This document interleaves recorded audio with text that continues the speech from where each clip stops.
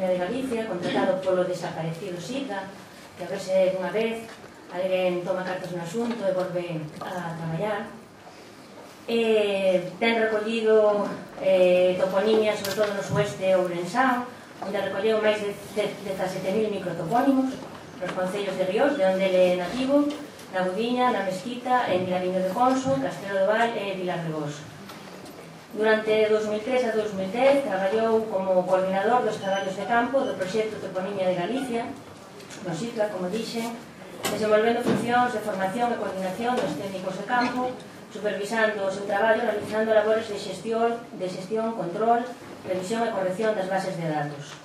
Ademais, participou en varios traballos e en comunicacións e ten publicado dúcias de traballos relacionados coa toponimia en xornais, en revistas, actas de congresos e ademais formou parte do equipo redactor de diversos libros sobre a toponimia.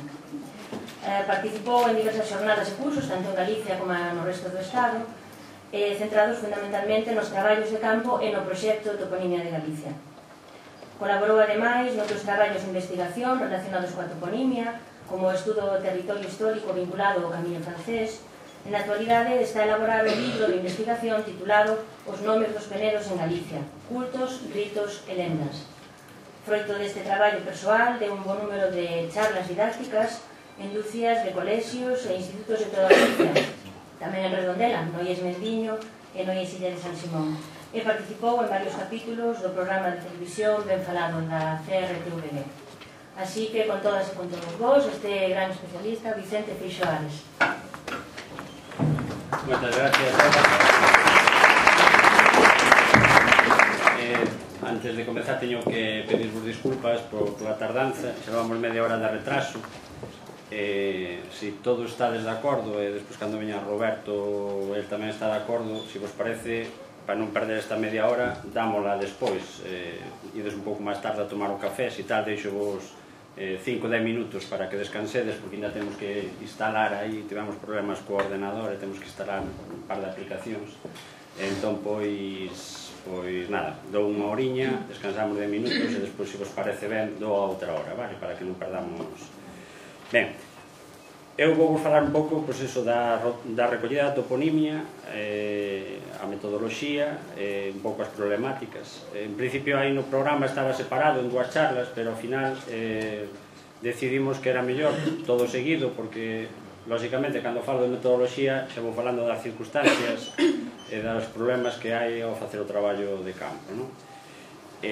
Ben, os contidos da miña charla, por un lado, van ser o valor da toponimia galega como patrimonio inmaterial, a forma de introducción, a importancia do traballo de campo para os estudos toponímicos que se poden realizar, que a toponimia recolleita en campo. Despois, o bloque central da charla serán os traballos de campo, desde a consulta da documentación, as características de cada área, sexa rural, urbana ou litoral, e as estrategias a seguir e as problemáticas, a enquisa de campo propiamente dita, como se fai, a marcación de fotos e o registro oral dos nomes e o contraste dos datos. E por último, pois, que espero que me dé tempo, explicareivos como temos un programa para introducir eses datos de forma informática e que despois podamos visualizalos a través dunha páxina web que é a que ten o proxecto Toponimia de Galicia, esa que vedes aí. Pois iso, se me queda tempo, ensinareivos como utilizar o buscador de topónimos. Bueno, de todos é coñecido, todos que estades aquí, pois supoño que tedes interese pola toponimia e saberedes que Galicia está coberta por un gran manto toponímico que ten un enorme valor cultural, non? Alá polo ano 2000, cando naceu o proxecto Toponimia de Galicia, saiu unha nova no xornal, na Voz de Galicia, que falaba del país de los 3 millones de topónimos. De feito, a viñeta decía: a fin un equipo de historiadores, lingüistas e filólogos van a estudiar a toponimia galega. E dice yo outro, supoño que todos eles terán boa memoria. Facía fincapé nesta riqueza de toponimia que temos en Galicia, non? Daquela calculábamos que se o territorio galego ten 29.574 km cuadrados, estimábamos que sería, pois, unha media de 100 topónimos por kilómetro cuadrado, e viña dando sobre os 3 millóns de topónimos, non? Despois de 10 anos de experiencia, pois a realidade amósanos que non vai ser así, non? Temos concellos como, por exemplo, Cangas, que onde Iván Sestai sacou unha media fora do normal, é dicir, en 38 km cuadrados, recolleu 6.043 topónimos. Iso dá unha media de 160 topónimos por kilómetro cuadrado, que é unha auténtica barbaridade. Xa vos ensinarei fotos dos números e dos nomes, como quedaron todos xuntiños. Pero, bueno, eso non é a realidade. Concellos de alta montaña, das serras, en Chandresa de Queixa, Manzaneda, nos Ancares, que os topónimos abranguen territorios moi amplos, entonces a media baixa moitísimo, non? Por exemplo, concellos que fixen eu cando nos inicios do proxecto, pois o meu, Riós ou a Gudiña, que son concellos que teñen moitísima serra, eu considero que quedaron ben recollidos, e a media pois que baixou a 40-45 topónimos por kilómetro cadrado, non? Entón, as estimacións que temos hoxe en día, máis ou menos, é de 1,5 millón que podemos chegar a conseguir se recollemos toda Galicia. Eu incluso me atrevería a decir que poderíamos chegar aos 2 millóns, pero, bueno, eso depende de moitas circunstancias, non? De ter vos técnicos de campo, de atopar vos informantes. Deberíamos pretender chegar a iso, non? Ben, cales foron os factores que determinaron a existencia? Creo que aparece un pouco cortado, pero máis ou menos xa por contexto tedes o anaco de letra que falta. Os factores que determinaron a existencia do gran manto toponímico que cubre Galicia, pois posiblemente por falar onte na Baza algo disto, que eu non estive. Por un lado, a dispersión dos núcleos de poboación, que fai que en Galicia teñamos ata máis de 37.000 entidades de poboación, un tercio das de toda España.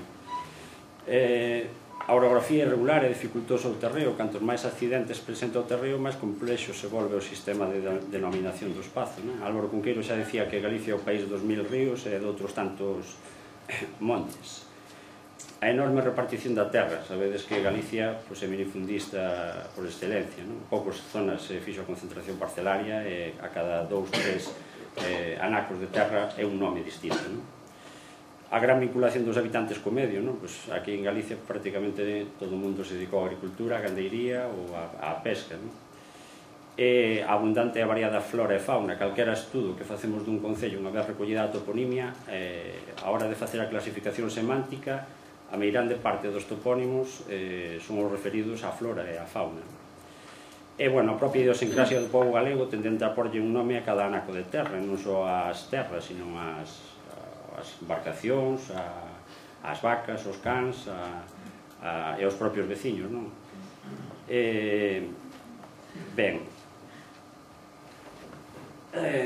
importancia da toponimia como patrimonio inmaterial. Bueno, sabedes tamén todos, supoño que isto vos é coñecido, que a toponimia é un elemento básico para o coñecemento do pasado e da nosa historia, pero non da historia en xeral, sino da microhistoria, da historia de cada aldea, dos feitos particulares de cada aldea que non van a aparecer nos libros. Cada vez que facemos un estudo toponímico dos nomes sempre aparecen topónimos relacionados con pequenos acontecementos sociais, con historias que sucederon nas aldeas e que non están recollidas nos libros e que a toponimia segue sendo unha fonte de información boísima. E tamén estamos recuperando e salvagardando, cando recollemos toponimia, todo o folclore popular que a veces hai asociado aos topónimos. Todos coñecemos lendas dos mouros e todos seguro que coñecemos coplas, ditos e refráns asociados a moitos nomes. Tratamos de recoller tamén todo ese patrimonio inmaterial. Como non, a parte lingüística, a parte da lingua é básica na toponimia. A toponimia axúdanos a profundizar no coñecemento da nosa propia lingua. Veremos aquí cantos xenéricos, canto vocabulario descubrimos co traballo de campo. Formas dialectais, vocabulario que xa está en desuso. Os topónimos tamén nos achegan información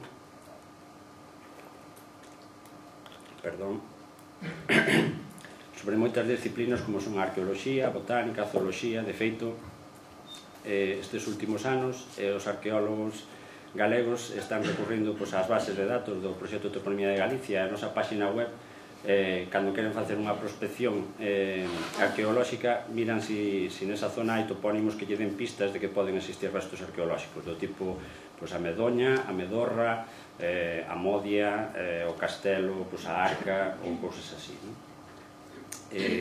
Para a botánica e a zooloxía tamén nos ensina moito. Sabemos que existiron determinadas especies vegetais que xa non existen polos topónimos, como, por exemplo, os toxos mouros, que é unha variedade de toxo raro que había na Gudiña, ou os acereiros pola zona do Xurés, non? E o mesmo cos animais, que sabemos da existencia de osos en moitos sitios, por exemplo, no meu concello, que nunca a xente pensou que houbera osos por ali, porque hai topónimos como a ladeira dos osos ou a pala da osa, onde criaba a osa. Ben, en fin, que a toponimia é unha fonte de información inesgotable e que forma parte dese patrimonio inmaterial que, por desgracia, corre un gran risco de desaparición pola transformación dos modos de vida tradicionais últimamente en Galicia. Todos sabedes que as aldeas están quedando sin xente, a xente maior, que sabe os nomes, morre, sobre todo no caso, hai 2 casos sangrantes, que é a da actividade pastoril, e supoño que o dos mariñeiros, da que vos falará largo e contido Lois Vilar, e incluso o meu compañeiro que vai falar despois, Roberto. No caso dos pastores, eu que estou facendo un libro sobre nomes de pedras nas serras, son os únicos que saben a toponimia das serras. Cada vez que un deixa a actividade pastoril, con el morren moitísimos topónimos, porque a toponimia das serras non aparece en ningún mapa, non aparece en catastro, non aparece en nada. É o mesmo que as marcas de navegación no mar ou con moitas outras cousas. Entón, corre especial urxencia que en cuestión de 5 ou 10 anos intentemos recuperar a toponimia galega, porque senón estamos perdendo día a día centos de topónimos. Por máis que intentamos o proxecto Toponimia de Galicia, levábamos 10 anos traballando, chegou a crisis, paralizárono.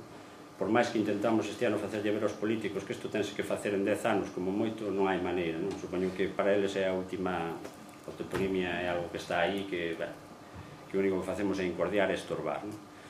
Ben, volvendo ao tema, no ano 2000, ante este gran risco de desaparición que ten a nosa toponimia, a Comisión de Toponimia da Xunta de Galicia, que depende da Consellería de Presidencia, da que forma parte, por exemplo, Gonzalo Navaza, que falou onte. Depois, máis adiante, falaremos un pouco desta Comisión de Toponimia. Pois creou o proxecto Toponimia de Galicia, do que eu formei parte desde o principio, co objetivo de recoller toda a microtoponimia galega, confeccionar unha gran base de datos útil e de referencia para todos os eidos da investigación e da xestión do territorio, e elaborar unha cartografía coa actualización e a revisión desta información toponímica, empregando as novas tecnoloxías en sistemas de información xeográfica, o que permite, que despois espero que me quede tempo, é o que permite que podamos visualizar a través do Google Earth os microtopónimos que temos en concellos que xa están completamente recollidos. Ben, para que vos fagades unha idea das fases do proxecto Toponimia de Galicia, aquí, hoxe, lóxicamente, imos centrar nos traballos de recolleita de toponimia en campo, pero, para que vos fagades unha idea de en que consiste, o primeiro que se facía era unha presentación institucional do proxecto, buscando a colaboración dos concellos, para que os concellos pagaran aos técnicos de campo, e nos proporcionáramos o material, a formación e todo iso. Durante varios anos traballouse con xente do Plan Labora, en uns sitios resultou moi ben, outros sitios foi un desastre, houve concellos que quedaron bastante mal recollidos, pero, era o que tiñamos naquel momento. A colaboración, lóxicamente, os concellos non teñen un duro, entón, pois, a colaboración para estas cousas é mínima, salvo casos excepcionais como está acontecendo agora con o Concello de Vigo, de Pontevedra ou de Ourense, que están facendo un esforzo para contribuir á recuperación deste patrimonio inmaterial. Pois o resto dos concellos, sobre todo concellos pequenos, non lle fales siquiera de que che den un duro para estas cousas. Ben, unha vez que se fan os traballos da recolleita en campo, que había técnicos para facer os traballos da recolleita, pois ao final producíase unha revisión por parte dos 2 coordinadores que estábamos en gabinete do traballo de campo. Nos solucionábamos todos os problemas ata onde a nosa sabedoría chegaba. O que nós non somos quen de solucionar pasa á Comisión de Toponimia, que é un órgano de expertos, onde está iso Gonzalo Navaza, Santa Marina, en fin, veredelos despois aí nunha foto. Eles pronuncian un dictame sobre a forma correcta de cada topónimo que ven de campo, despois xeorreferenciamos esa toponimia con un programa especial que espero tamén podervos ensinar un pouquiño, e unha vez que está xeorreferenciada, ploteamos uns mapas toponímicos, normalmente por parroquias, e expóñense nos concellos, un pouco para que a xente os vexa, para que a xente vexa o resultado do seu traballo e poidan aportar novas correccións ou nova información.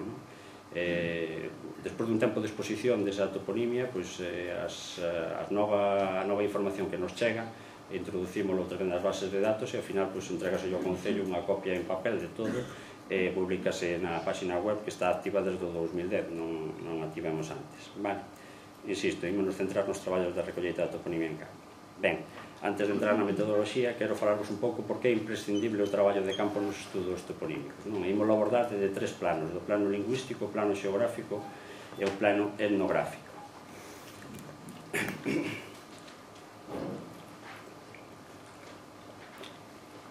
Ben, no plano lingüístico é básico, fundamental, o traballo de campo para recoller a fonética dos topónimos.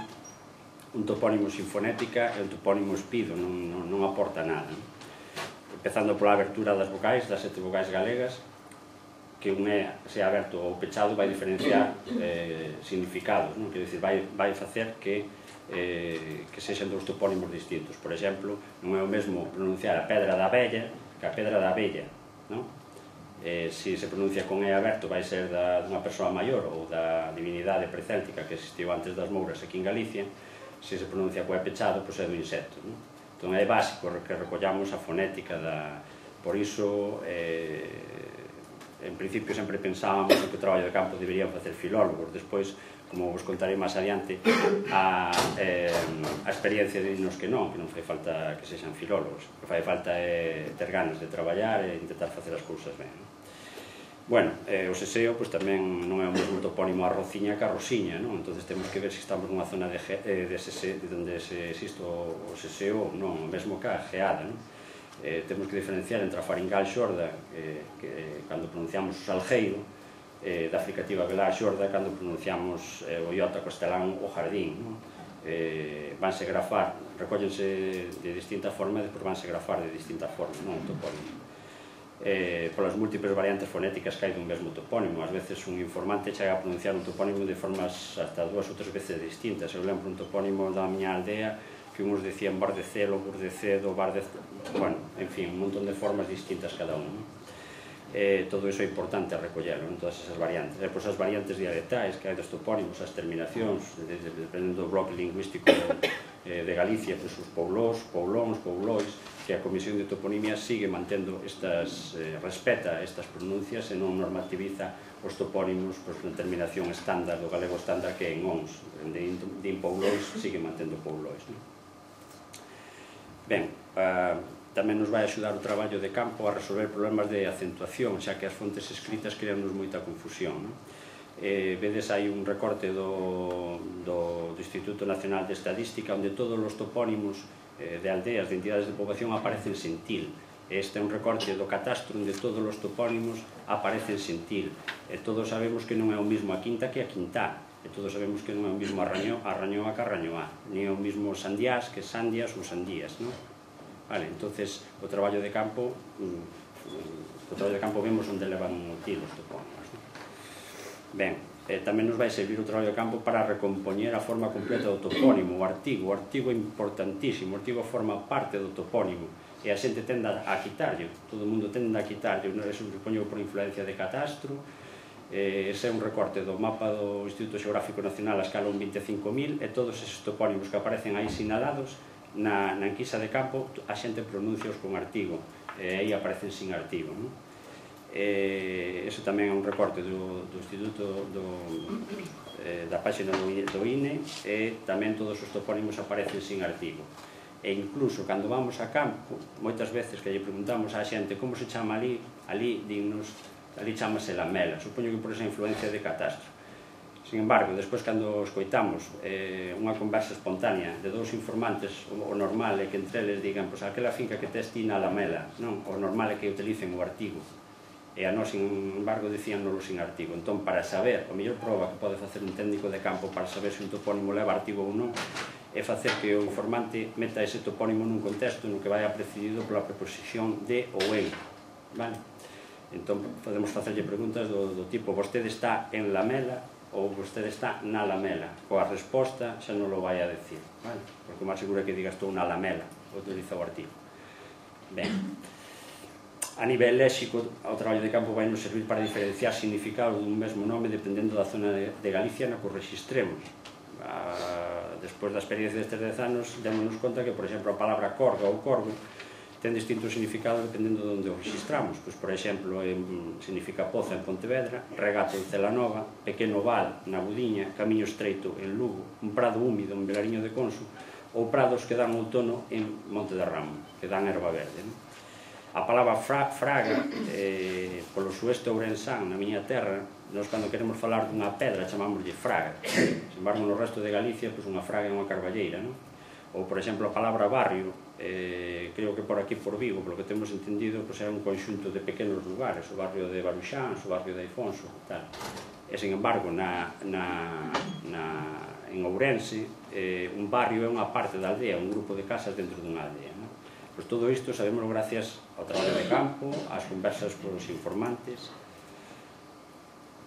Redundando nisto, tamén nos axuda a descubrir un novo vocabulario xeográfico non registrado nos dicionarios, en moitos casos. Son o que nós lle chamamos os xenéricos locais, que serían palabras que só se usan nunha determinada zona ou nunha área moi concreta para describir unha realidade xeográfica, é dicir, o seu significado equivale a unha tipoloxía xeográfica xeral ou común, pois distintas palabras que hai en cada sitio para referirse a un camiño, para referirse a un prado ou para referirse a unha carballeira. Imos ver algúns exemplos para que vos fagades unha idea. É importantísimo recoller os xenéricos locais de cada zona e definilos, porque iso vai nos axudar despois a interpretar moitos topónimos, o significado de moitos topónimos. Por exemplo, tipos de hortas. A unha horta na Artúa chamanlle unha porreira, en embargo no meu concello xa chamamos chicheiro ou canchada, e en outros sitios chamanlle naval, eido ou cortiña. As pedras pequenas no mar, que están ao redor de outras pedras máis grandes, que isto tamén vos falará Loi, supoño, no litoral do mar de Lira chamanlle crías, no litoral de Baiona chamanlle fillas, e no litoral do Ortegal chamanlle dentes. É todo a mesma realidade, pero vedes que son termos distintos.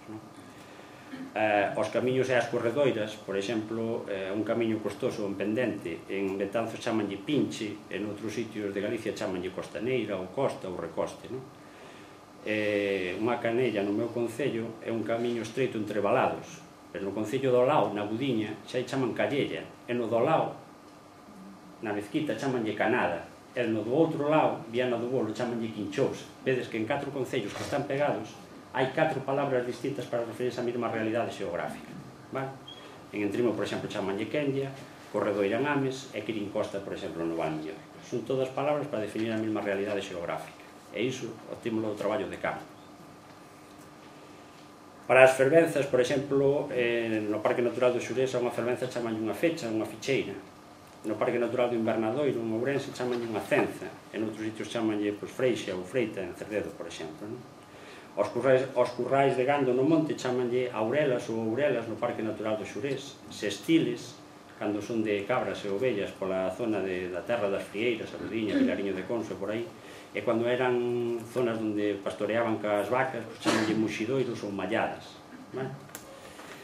E, por exemplo, por último, xa para acabar con estes, as leiras, un conxunto de leiras sementadas todas do mesmo produto ou sementadas ou aradas todas á mesma folla, é dicir, todas á mesma man, pero distintos propietarios, alá por o sueste ourensán, pola miña terra chamámoslle faceira. Sin embargo, por exemplo, pola zona da comarca da Limia chamanlle plaza, na comarca de Santiago chamanlle tenza, e na comarca de Bergantiños chamanlle agra. É todo a mesma realidade. Ben, vede o importante que é recoller todos os xenéricos no traballo de campo, a cantidade de vocabulario novo que adquirimos.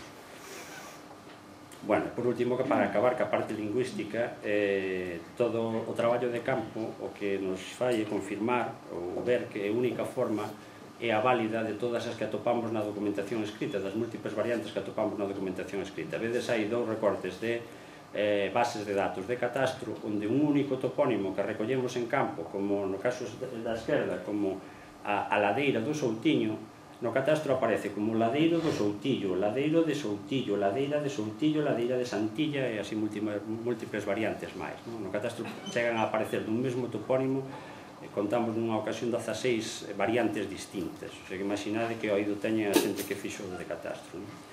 E no do lado, vedes un topónimo que en campo pronuncian como escambruñeiro, pois en catastro aparece como escambrouseiro, escambroneiro, escambroeiro, escambrañeiro, escamboñeiro, bueno, en fin, múltiples.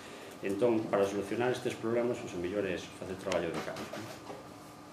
A nivel xeográfico, pois, o traballo de campo vai nos servir para revisar in situ a localización de cada topónimo. Pois, por exemplo, no proxecto Toponimia de Galicia, corriximos a situación dos topónimos na cartografía un 25.000 e un 5.000 do Instituto Xeográfico Nacional. De feito, hai anos, nos inicios do proxecto intentábamos firmar un convenio, ou intentouse firmar un convenio de colaboración co Instituto Xeográfico Nacional para corrixirlle toda esta toponimia. Non seguimoslo facendo, o convenio non se firmou, a información está aí. Se queren corrixir os mapas, todos os topónimos castellanizados que teñen nos mapas e todo iso, poden facelo perfectamente. O traballo de campo tamén nos axuda a acertar na correcta clasificación en tipologías xeográficas, que é importante tamén despois para o estudo toponímico, que é dicir, a que está dedicado ao territorio que identifica cada topónimo, e a sinalar a área de denominación dun topónimo, porque marcamos toda a área que identifica o topónimo. Xa veredes máis adiante en fotografías máis claras que esta. E por último, no plano etnográfico e cultural, xa vos comentei antes, non nos quedamos só con recoller o topónimo e a fonética, sino que intentamos ir un pouco máis alá e facer un traballo un pouco máis exhaustivo, ou por lo menos deberíamos facelo un pouco máis exhaustivo. Unha vez que se fai o traballo de campo, recoller todo, non? Entonces, a recopilación de lendas de mouros, os que traballamos, por exemplo, na zona da Raia con Portugal, hai moitas historias, precisamente das loitas que houve hasta que no ano 1866 se fixou a fronteira actual, ou historias de contrabando, 50.000 historias que explican moitos topónimos, non? Hai topónimos, agora lembrome de pedras que lle chamaban a pedra do tabaco ou a pedra do sal, porque era onde escondían os paquetes de sal ou os paquetes de tabaco cando andaban co contrabando, non? O mesmo, tamén recollemos ditos, refráns, etimoloxías populares e incluso tomamos fotografías por todos aqueles elementos de patrimonio para posteriores estudos, non? Aí tedes dous exemplos de folclore popular que recollemos. Por exemplo, o da esquerda é unha lenda, unha copla que circulou por toda a Limia Baixa sobre un famoso bandoleiro que viviu por ali, que se chamaba Xan das Congostras. Era unha especie de Robin Hood galego que se dedicaba a roubar aos curas para darlle aos pobres, non? E non só se conformaba con roubar aos curas, sino que lle cortaba as orellas tamén. E, bueno, nada, circulou esa lenda. Ele escondíase nesta pena que se chama Pena de Namán, que está entre Queguas e Portugal, e dice así: os pobres non o ten, os ricos non o dan, quen queira sentar plaza, sai a pedra de Namán con 2 duros diarios e un trabuco na man. E a do lado son fotos da típica lenda dunha pedra dunha moura, unha fraga da moura no meu concello, onde saía todas as mañás unha moura a peitear os cabelos cun peite de ouro, que é a típica que recollemos por toda Galicia. Ten aí na foto de arriba gravada a pisada da moura e ao lado a pisada do cabalo de Santiago, que tamén andou saltando de penedo en penedo de 10 km en 10 km por toda Galicia, loitando contra os muros e deixando as pegadas nos penedos, non? E na foto de abaixo é unha foto de, según a lenda, onde a moura tiña as súas riquezas e onde as enseñaba. Ben, etimoloxías populares, hai centros. Hai centros por toda Galicia. Aí puxemos algunhas simplemente por curiosidade, por exemplo, a de Boimil, Boído e Boimorto, que son 3 aldeas do concello de Boimorto, que di a lenda que iba un home por ali con moitos bois, Boimil, escapouselle Boído, os mozos foron detrás del, e cando o mataron, ali quedoulle Boimorto. De sobra é sabido tamén que Boimil e Boído son antropónimos germánicos, e Boimorto, hai distintas teorías sobre si realmente por un boi morto ou si é un antropónimo. O mismo Castro Caldelas, que é un home que se apelidaba Castro e que lle gustaban varias mozas e non se daba decidido por elas, entón un veciño preguntoulle: Castro Caldelas? Ou, por exemplo, a Budiña, que é a primeira persoa que viviu neste lugar, din que era moi listiña, moi agudiña. Entón, como estas hai centos por aí, non, que é interesante recollelas, incluso algún día estaría ben facer un libro de etimoloxías populares. Ben, e por último, iso, que vexades un pouco as fotografías que sacamos dos elementos de patrimonio, desde restos arqueolóxicos, a igrexas, cruceiros, fontes e muiños. Bueno, imos xa cos traballos da recollida en campo, seguimos un rato máis e despois facemos un descanso. Ben, o primeiro que facemos nós cando é darle un curso de formación a un técnico de campo. Comentábamos antes que ao principio, cando eu empecé de coordinador no 2003, o perfil que se buscaba un pouco eran filólogos e xeógrafos, por coñecemento de fonética, polo manexo que teñen os xeógrafos para as fotografías aéreas e todo iso. Como os decía antes, a experiencia demostrounos que houve moitos filólogos que o fixeron moi mal, moitos xeógrafos que fixeron moi mal, xente de calquera outra titulación que o fixo estupendamente ben. Quer dicir, a da fonética saberedes que son 4 trazos que se aprenden, e o do manexo das fotos tamén apréndese rápido. O importante é ter certa psicoloxía para saber entrar a xente. Os galegos temos unha maneira de ser moi especial, xa vos falarei un pouco máis adiante cando fale dos informantes que, bueno, ao principio somos desconfiados de seu porque nos deron moitos paus. Entón, a xente pensa que isto sempre é para catastro, que van a pegar máis polas terras e cousas así. Entón, bueno, supoño que o día que falen os técnicos de campo nesa mesa redonda xa vos contarán anécdotas a vos. É unha mágoa que non poidamos xuntar a todos os técnicos de campo que levan traballado, incluso algúns que traballaron 4 ou 5 anos con nós, para contar todas as súas experiencias que son tamén para escribir un libro. Bueno, pois iso, nos cursos de formación dos técnicos explicamos o manexo da cartografía e das fotografías aéreas, a consulta da documentación con información toponímica, a metodoloxía das enquisas de campo e a aprendizaxe do uso do programa PTG. O traballo de campo basicamente consiste en 4 fases. Por un lado, a consulta da documentación toponímica existente, iremos vendo agora. Despois, a enquisa de campo propiamente dita, na que se vai á aldea a falar cos informantes. Despois, o contraste da información documental coa oral que tivemos na enquisa. E, por último, unha vez que temos todo atado, todos os cabos atados, introduces os nomes na base de datos do programa PTG. Bueno, a documentación toponímica existente non me pararei tampouco moito nestes documentos porque creo que despois Roberto tamén vos vai falar un pouco dos que consultou el para facer o traballo de hoy, pero bueno, máis ou menos que saibades que tipo de información obtemos nel. Por un lado está o nomenclator da Xunta, que tedes, sabedes que está en formato do libro e que tamén se pode consultar nesa web que vedes aí. Sinto que este cortado.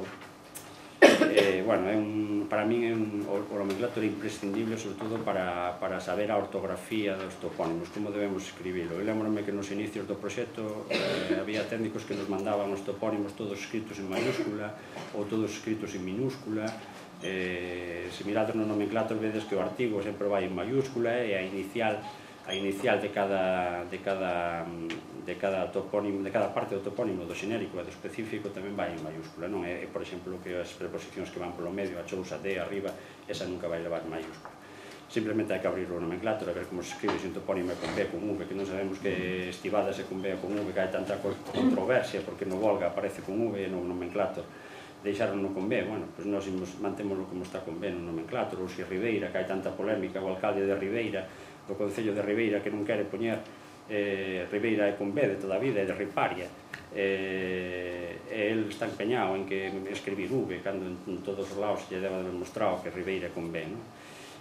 Bueno, en fin, tamén o que facemos é contrastar os nomes que xa están no nomenclator cos que a xente nos dá en campo, porque, a ver, o nomenclator non é a Biblia, tamén ten erros. Entón, bueno, intentase corrixir, a Comisión de Toponimia está interesada en corrixir eses erros do nomenclator. Bueno, o nomenclator do INE empregábamoslo ao principio, agora non se usa moito, simplemente para constatar a cantidade de erros que ten, de falta de tiles, de artigos. Tamén contrastábamos a información que aparecía nel con respecto a que recollíamos en campo. O mapa 25.000 do Instituto Xeográfico Nacional si é importante porque permítenos unha primeira achega á realidade, sobre todo se é un concello, se o técnico vai para un concello que non coñece, para situar as aldeas, para situar ríos, regatos, montes, e tamén, bueno, aparece bastante toponimia, ainda que con moitos erros, o que vos decía antes, por iso nós puxemos o Instituto Xeográfico Nacional poder corrixir esta toponimia. e, bueno, eso, nos utilizamos para contrastar o que aparece nun lado e o que temos de campo, non?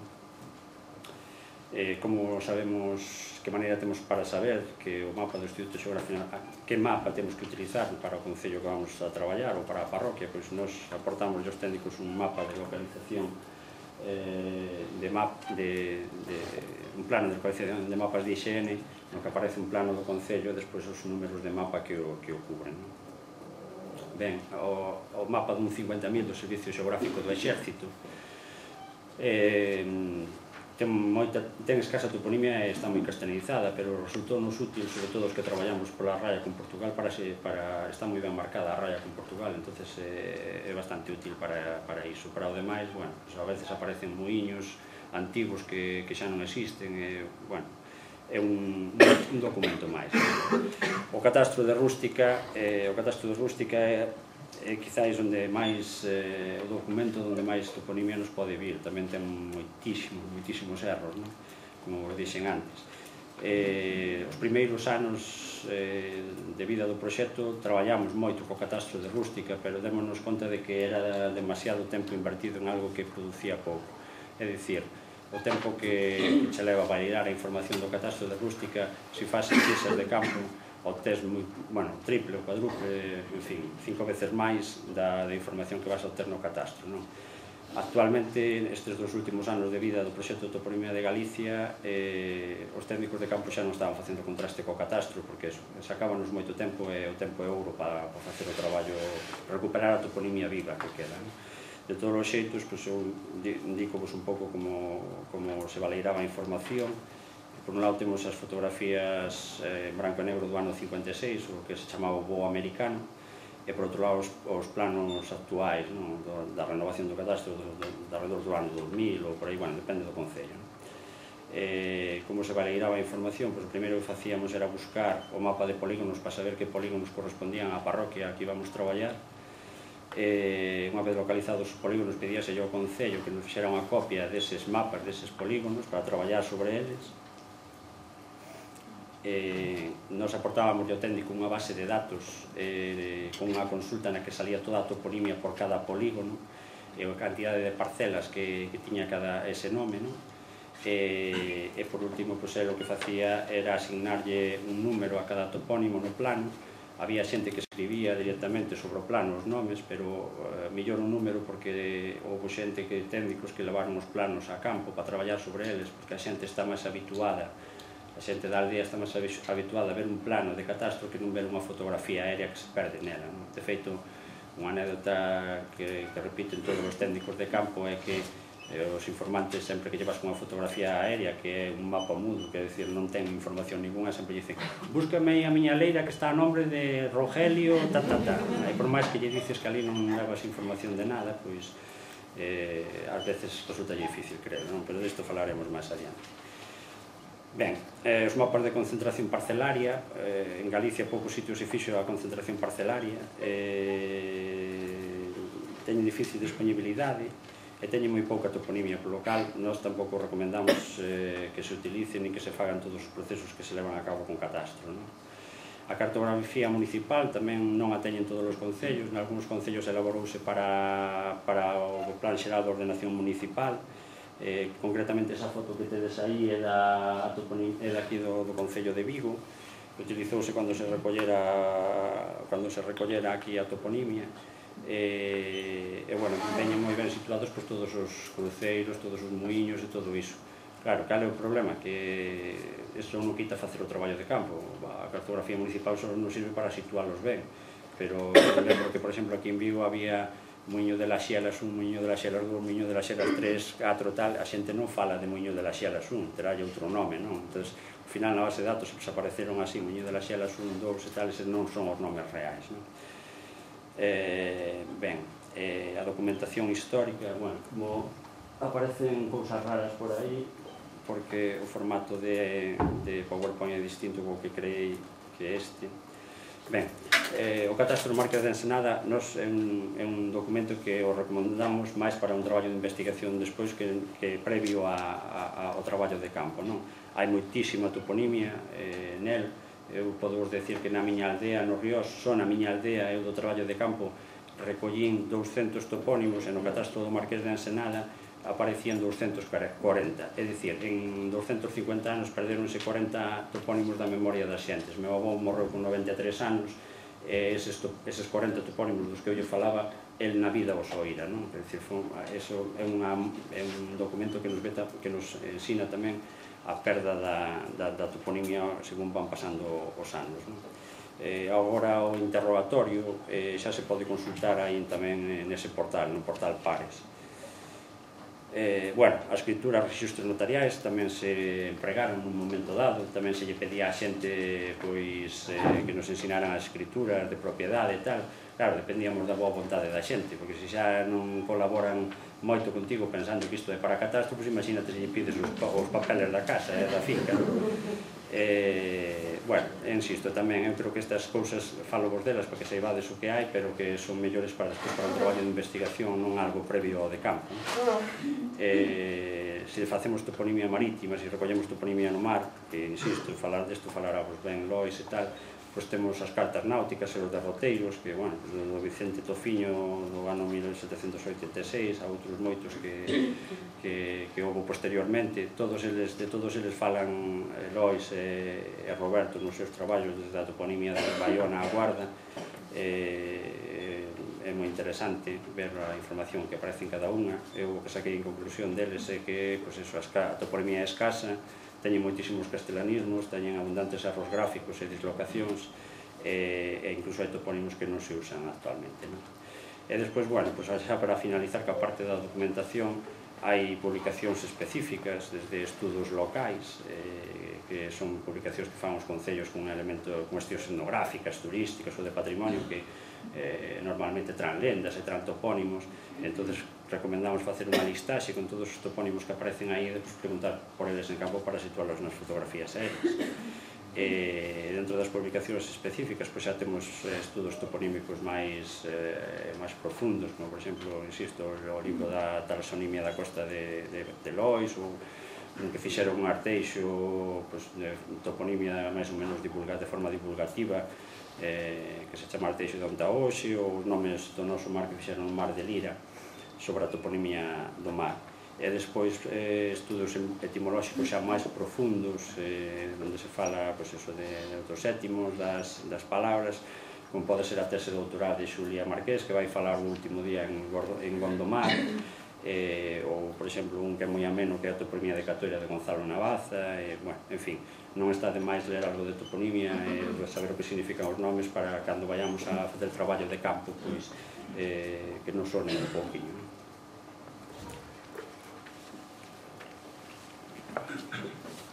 Queredes facer un descanso? Xa está, descansos. Sigo un pouco máis e despois facemos descansos. Ben, agora imos falar da enquisa de campo.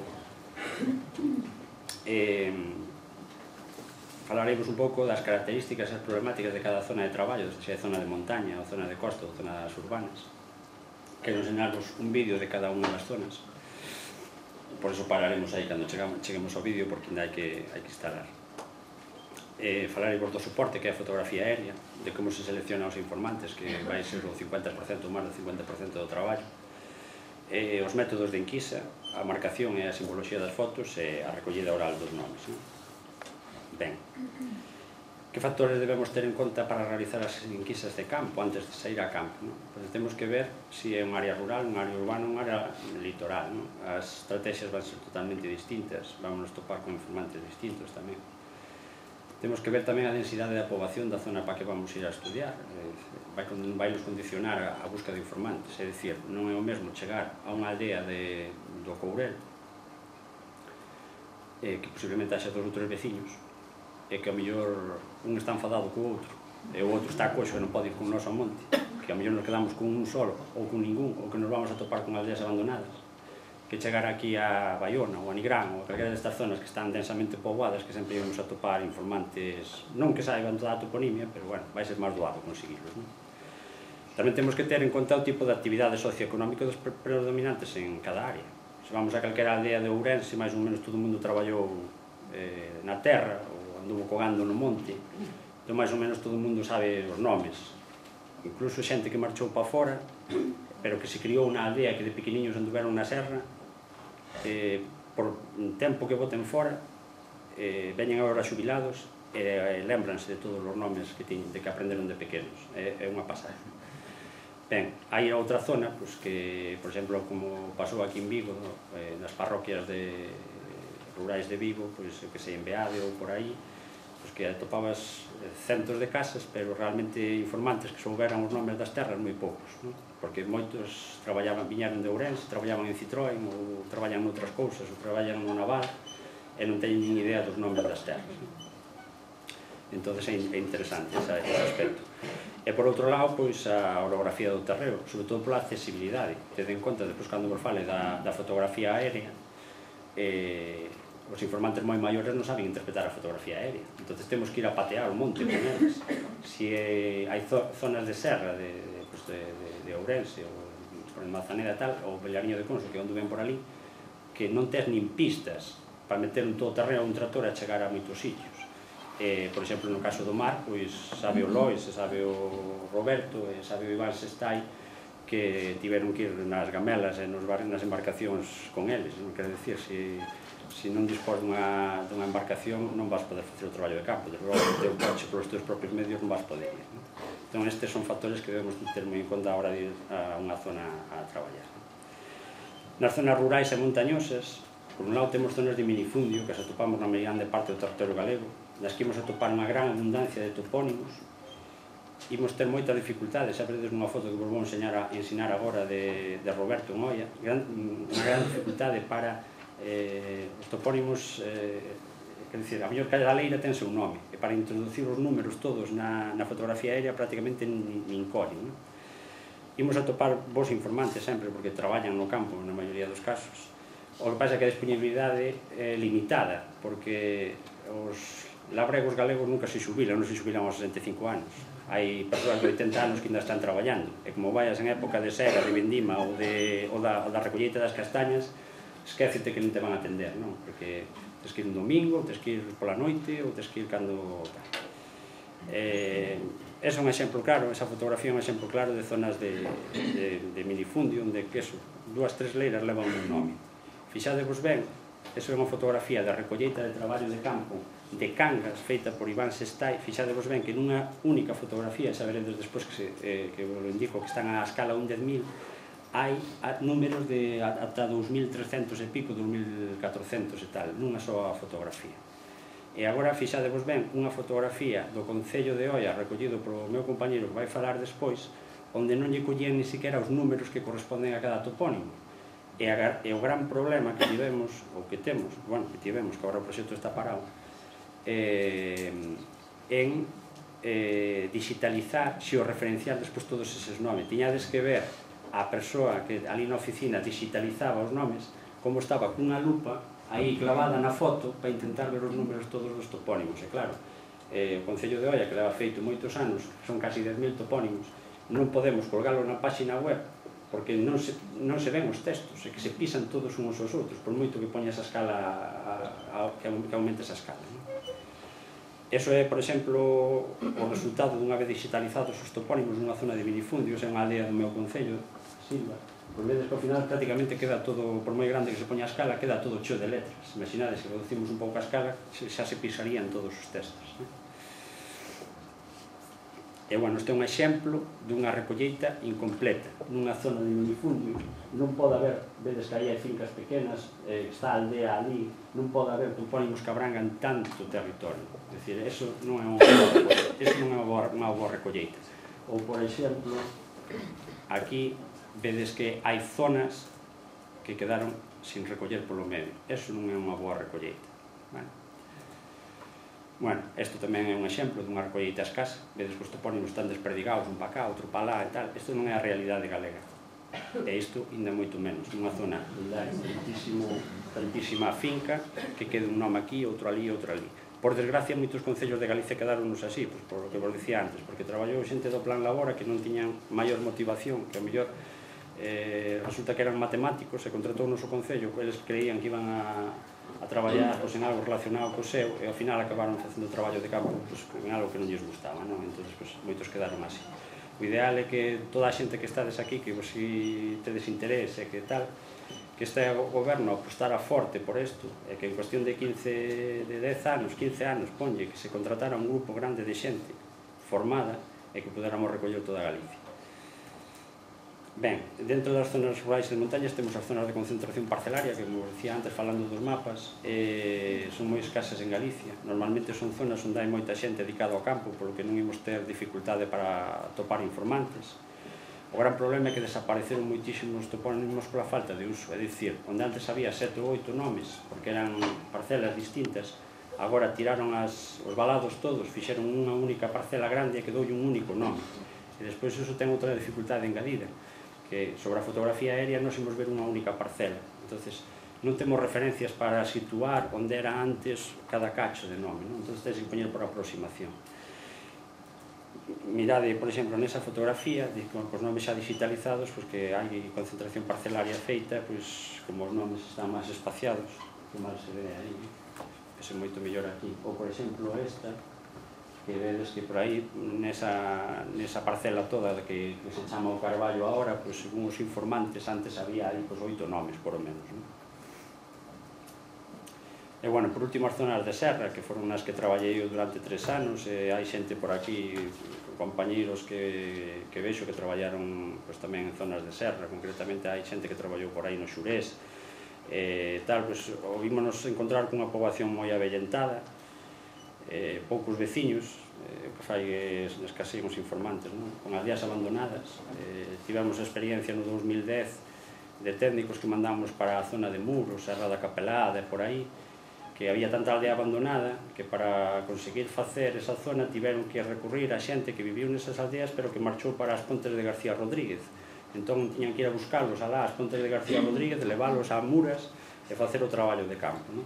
Ás veces en outras zonas como Castro Caldelas ou Monte da Ramo, que tamén nos atopamos bastantes aldeas abandonadas, sempre hai alguén na aldea do lado que naceu nesa que está abandonada ou tal, entón recurrese a esa xente. E senón non nos queda outra que catastro, pero bueno, a información de catastro que vos dixen antes. Normalmente nas zonas de serra a xente tan maior non interpreta as fotos aéreas porque hai que ir a camiñar con eles a campo. E a mobilidade de moitos deles está moi limitada, porque son moi maiores, porque teñen os seus achaques.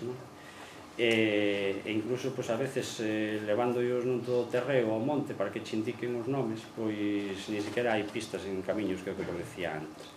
E despois hai outra dificultade engadida que é localizar os nomes na foto nunha zona que é todo monte baixo, que é todo Carqueixa, Uz, ou que é todo Penedos, é prácticamente imposible, porque ti podes te poñer nun sitio alto e tes unha montaña toda de frente chea de penedos, e eles teñenlle nome aquel penedo, aquel penedo, aquel penedo.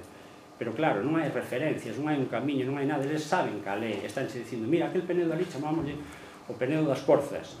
Claro, ti ves 40 penedos, non sabes cal é, e eles enfádase porque ti non o ves, aquel dali e tal, e despois se consigues velo, que xa é un milagre, despois ti miras na túa fotografía aérea, claro, na fotografía aérea todo parece plano, e tamén ves 40 penedos e non sabes cal é porque non tes referencias, non? Entonces é complexo, é complexo. Ben, perdón. Bueno, esta é unha fotografía de traballo de campo dunha zona de montaña que sempre vai ser a mesma realidade. Sempre vamos topar un montón de topónimos ao redor da aldea, porque son as zonas de cultivo, e según nos imos alonxando cara ao monte, pois onde non hai cultivo, os nomes abranguen espazos grandes. Todas as fotos da zona da montaña máis ou menos reflicten esta realidade. Vedes tamén aí que son nomes que cubren eses que están digitalizados, que cubren zonas amplas e polo medio aparece unha fonte, un penedo, cousas así, pero bueno, aí o vedes mellor tamén. Ben, e agora imos facer un descanso porque quero ensinarvos un vídeo da microtoponimia do Xurés, que además os protagonistas dele están por aí, e seguimos, vale? Está o programa para velo e seguimos. 5 10 minutos,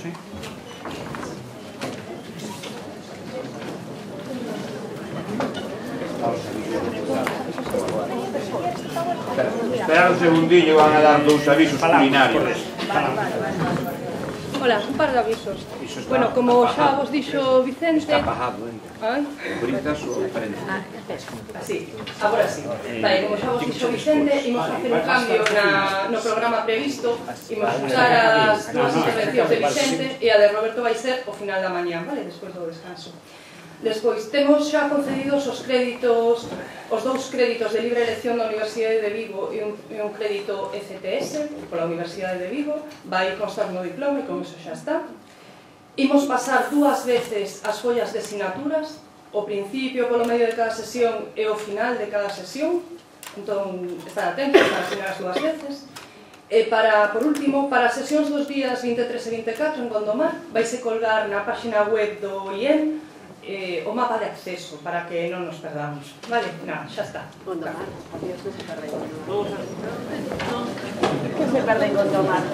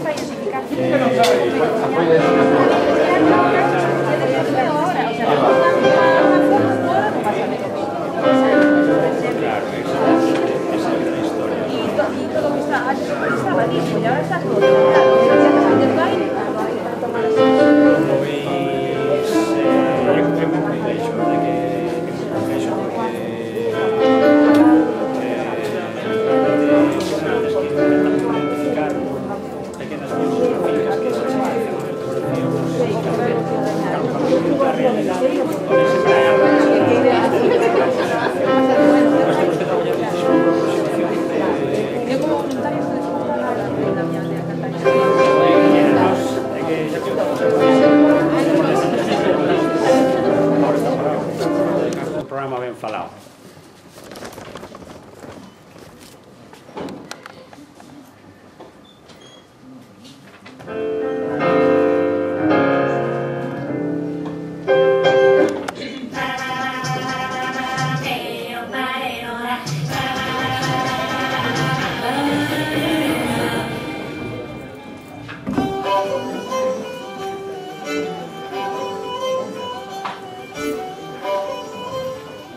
Esta é a parte do miadoiro. Este é un miadoiro, digo. Agora, aí tamén os dois calor. Que eran antes de dar só cambio moita nele. E viñan os dos das carresas e baixaban a fría abaixo. E agora aí acabou, ande logo. Chava, bota baixo! Estamos traballando con un proxecto que se chama Proxecto Toponimia de Galicia. O que facemos é coller os nomes de todos os sitios, tanto remos, leiras, zonas de monte, muiños, pozas, nomes, todo. Que son nomes que se están perdendo moitos porque a maioría deles coñeces a xente maior, sol. A Paradilla, os Campados, a Fiadoira, os Pirineos. Os Pirineos? Sí. Hai que recollerlos todos. Pois entonces desfalar. Bueno, nombres diferentes, pero todos os sitios ten nombre. Vais aprendendo os nombres dos outros, sabes todas, Corvo de Liños, a Bazcamén, o Coto Cabala tamén, iba polos sitios, a miña nai iba me dicindo. Home, sei máis, a cousa que vai dando para que se conserva o nombre que había en tempo, esas cousas, non perdes.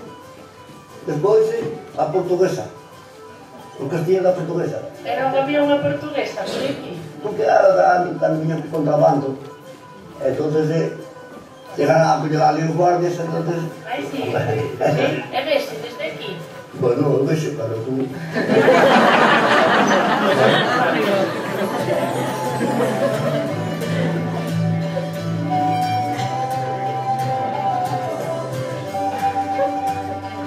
Non vai a falar. Cando cae a auga do céu dicimos que está... Vedes o que vos decía do contrabando e todo eso. Bueno, imos seguir que imos ver máis vídeos.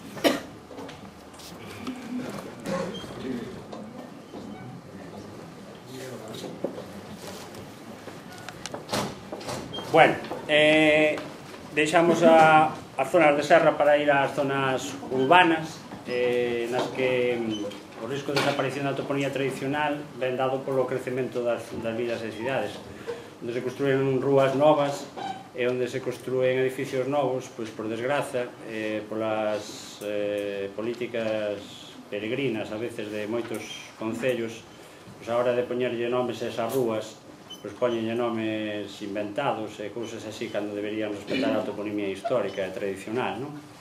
Nestas zonas así máis urbanas, pois tamén temos un gran problema que é os informantes, non? Porque vos decía antes das parroquias de Vigo, que, bueno, vive moita xente de fora e xa quedan poucos nativos que coñezan os nomes. Para min, o exemplo de recuperación, vamos, isto é unha proeza para min. Fixo Iván Sestai ca toponimia de Coia, que recolleu nunha zona completamente urbanizada, chea de edificios, non sei onde sacou os informantes, onde os desenterrou, pero recolleu 300 topónimos e foi quen de situalos nun mapa. Antes de ver o vídeo de Iván, poñemos un exemplo de respeto pola toponía tradicional. Por exemplo, o concello de Ames, concretamente Bertamiráns e o Milladoiro, que en Bertamiráns é onde eu vivo. Ali, os nomes das rúas novas, bueno, sabedes que Bertamiráns e o Milladoiro, hai 10 anos para cá, creceu de forma exponencial e, bueno, son todo edificacións novas, as rúas novas, pero ali síguese mantendo o nome ás rúas das terras, das leiras onde foi construído, non? Entón vemos Rúa do Pedregal, Rúa das Pesqueiras, do Meniral ou da Costa Grande no Milladoiro, non? É un exemplo de suplantación da toponimia tradicional, pois, por exemplo, o polígono do Tambre en Santiago de Compostela, onde en vez de manter os nomes das leiras que había ali, que había un cento delas, pois puxeronlle nomes así de científicos que queda máis fino ás rúas, non? Pois Isaac Peral, Pasteur e tal. Ou casos aberrantes como o de Lalín, que lle poñen as rúas Rúa A, Rúa B, Rúa C, Rúa D, como se non houbera nomes bonitos para poñerlle a. E o mesmo pasa cos edificios, non? O edificio Gwendolyn e cousas así, que son, desde logo, en fin. Bueno, vexamos o vídeo de Iván, a ver se consigo entrar.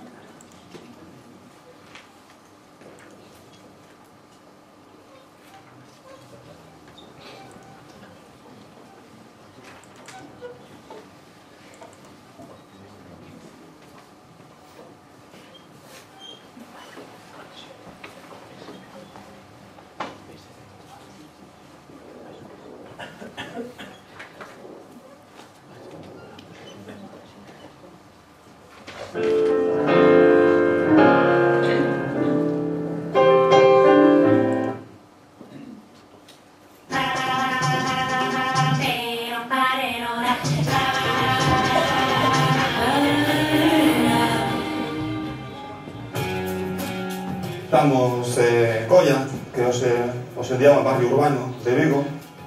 Hai 30 anos, 40, Coia era todo campos. E, por lo tanto, había toponimia viva, como que era parroquia.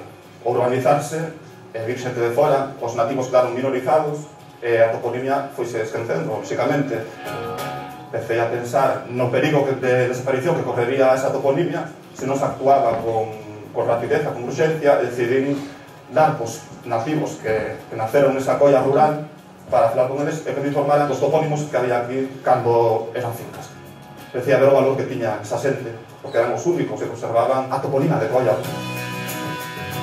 O campo de Coia sitúase no centro da antiga aldea do Cruceiro. Aí quedaba a Dona, o lugar chamado a Dona, aí quedaba o Chamorro, e máis ao fondo quedaba o Panasco. Lóxicamente, a xente que hoxe ven a mercado al campo é totalmente descoñecedora da realidade lingüística que está baixo o cemento deste centro comercial. O verdadeiramente asombroso é que os informantes conservasen ainda a conciencia da situación exacta deses polígonos de terras de cultivo, incluso nunha zona tan brutalmente cambiada como pode ser este centro comercial hoxe en día. Que considero que a toponimia hai que difundila. Se a recolles e queda salvaguardada e que te lo queda nun queixón, non vale de nada. A toponimia ten que ser visible. Os topónimos naceron para ser usados. Se non forse por actuacións como esta, creo que extinguiríanse. No momento que esa xente falezca, a toponimia perdese con eles, e perdese un continxente lingüístico de séculos de historia.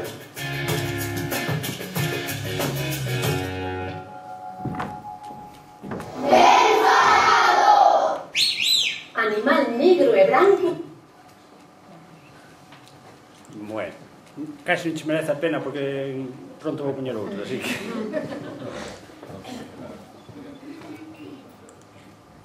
Vale. E agora quedanos a zona de litoral, onde, insisto, non me vou meter moito, tampouco a miña experiencia vai máis alá do que bueno, de técnicos que coordinei eu que traballaron en zona de litoral e do que me conta Lois e da experiencia de Roberto e de Iván, un pouco máis, non? O risco de desaparición da riqueza toponímica ven polo auxe das novas tecnoloxías, non? Xa vos falará eso Lois do GPS que se sustituye as antigas marcas de navegación. O traballo sobre o terreo é moito máis difícil porque o acceso ten que ser en barco, moita toponimia subacuática, o que implica unha dificultade grande para localizar na foto aérea, porque ti na foto aérea só lo ves mar, e os mariñeiros están dicindo que debaixo desa agua hai nomes, entón ten que telos que localizar por aproximación. E a escaseza de informantes ou a pouca disponibilidade, porque os mariñeiros están activos. E sobre todo, para mí o que máis é a riqueza de vocabulario, de xenéricos, que son básicos para o posterior estudo dos nomes. Lois no seu libro ten aí xenéricos que despois lle axudaron, seguro que a saber que era o que significaban moitos nomes, e nas outras experiencias que temos de Mar de Lira, Costa do Ortegal ou por aí, igual hai unha mesma, o que vos falaba antes, unha mesma realidade extralingüística xeográfica, os mariñeiros do norte teñen un nome completamente diferente aos mariñeiros daqui de abaixo. Ben, aí tedes un exemplo da recolleita que fixo Iván Secai nas Illas Cíes, da foto de campo. Fixadevos como a parte da toponimia que hai dentro da illa, el, por encima da masa de auga, ten para aquí, para o fondo ou para ali, pois recolleu moitos topónimos e a dificultade que ten situalos en riba da auga, e ca exactitud que o fai, fixadevos ben aí cas marquiñas todas e tal, é algo alucinante. Bueno, isto é un exemplo de marcas de navegación das que vos falará Lois, os curiosos nomes que teñen, é que estas marcas de navegación se están perdendo, é unha desgracia, porque teñen, pois mira, nomes como o primeiro collón, o segundo collón, o terceiro collón, a primeira mama, a segunda mama, a terceira mama, según van desenfilando, van vendo. Bueno, pois aí tedes unha fotografía, un recorte unha fotografía do libriño este do Mar de Lira, onde vedes que cada pedra ten seu nome, nomes preciosos, ademais. Esa é outra foto, pois, eso, desa zona, a popa do navío, as mexilloeiras, a cría do seixo. Son unha fonte de información estupenda, os topónimos. Eu non deixo de sorprenderme, cuanto máis abondo no terreo da toponimia, máis me gusta. Ese é un anarco do recorte das Illas Cíes. Despois vou intentar ensinarvos a través do Google Earth como descargar, como visualizar todas as Illas Cíes e os 600 topónimos que teñen ali. Pois vedes eso, ben lonxe da illa, pois o baixo da Roncosa, a Roncosa. Aquí tamén, no medio da auga, nomes como a Pedra do Catalán, supoño que algún barco catalán que viviu aí. E ben, esta tamén é un recorte dunha aeroguía que fixera Lois e a Cofradía de Pescadores do Bar de Bayona, cos nomes tamén de cada pedra e do mar adentro. Bueno, e agora vamos ver unha reportaxe sobre a recollida de toponimia no Mar de Lira.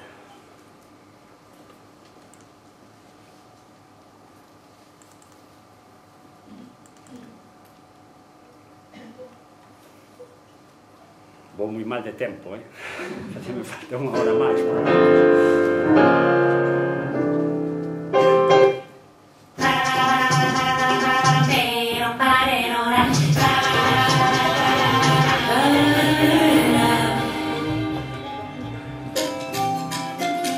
Aquí en Caldebarcos onde empezamos a facer a recollida de nomes. O primeiro nome que temos é aí atrás o Pozo das Sentoras. Despois temos aí a pedra máis de fora, que é o Cabarillo da Punta. Sabíamos que a toponía marina é extensa e que se estaba perdendo porque o GPS acaba con todo. Xente que nos axudou eran mariñeiros, o que había que ser era que ir pateando costa con eles. O señor, por exemplo, que máis topónimos nos dou era un rancheiro, un señor que dedicou a mirar ao fondo do mar para ir buscar as sentoras. E despois tamén un señor que é cego, que empezou a dicir todos os topónimos de Caldebarcos de pé a pá, sin problema ningún. Estamos detrás do Porto de Lira, Porto Cubelo. Aquí ao lado temos Petoncero, onde o mar bate con moita forza. Esta pedriña que vemos aquí chamámoslle a xarjeira. Por lo tanto, debe ser unha zona onde hai xarjos, que é un peixe moi apreciado aquí en Lira. O trilo máis alto do Forcado chamase o calafate, que é un instrumento que utilizan os carpinteiros de Ribeira para traballar a madeira. Toda a costa rochosa ten moito máis topónimos que o que é a areosa. Son zonas moito máis ricas, onde os mariñeiros traballan máis. Aquí temos a playa de Carnota, e aí facilitou moito traballo porque en 6 km tiñen pouco topónimos. O problema é cando chegábamos ao lugar onde había moitos topónimos, nos daba moito máis traballo, pero bueno, para eso estaba. Ben falado. Полностью согласна. O que pilota un avión é o piloto. Ben.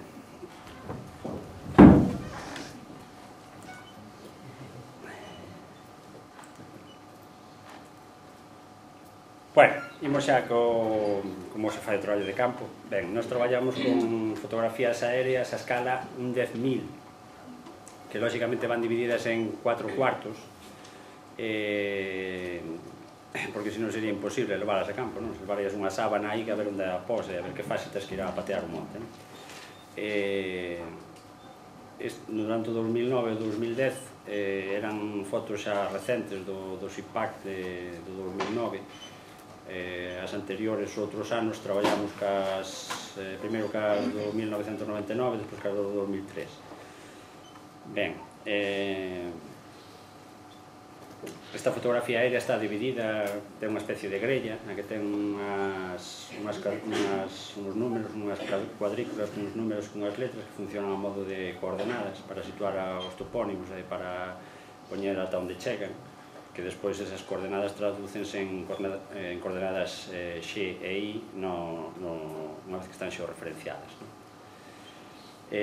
Como saber que parte do Concello corresponde a cada unha destas fotos, pois tamén nos entregamos aos técnicos un mapa do Concello onde aparecen todas as fotos que cubren o Concello. Por exemplo, vedes aí a parroquia de Xiradga no Concello Beariz, que vai cubrir a foto esta 301, o cuarto 01, o cuarto 02, que colle esta parte da parroquia, o cuarto 03, o cuarto 04, pois este cachiño. Como vedes, aquí hai unha zona de solape, que se recolle dun lado, lógicamente non se recolle do outro.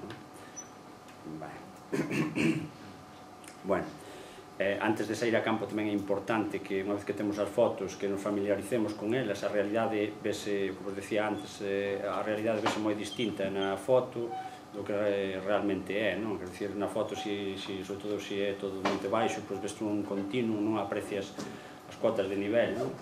Entón, pois é ben, sobre todo, para cando chegas á aldea, orientar aos informantes, non? Explicarlle onde está a iglesia da aldea, onde está o cemiterio, onde están algúns puntos de referencia para que eles orienten e para que nós podamos ver tamén que eles saben interpretar a foto, porque senón a mellor un está che dicindo os topónimos daqui e resulta que son alá, non? Quer dicir, a veces eles, e además tenden a darlle moita volta ás fotos, porque inda que tillas poñas sempre mirando cara ao norte, eles orientanse á súa maneira, non?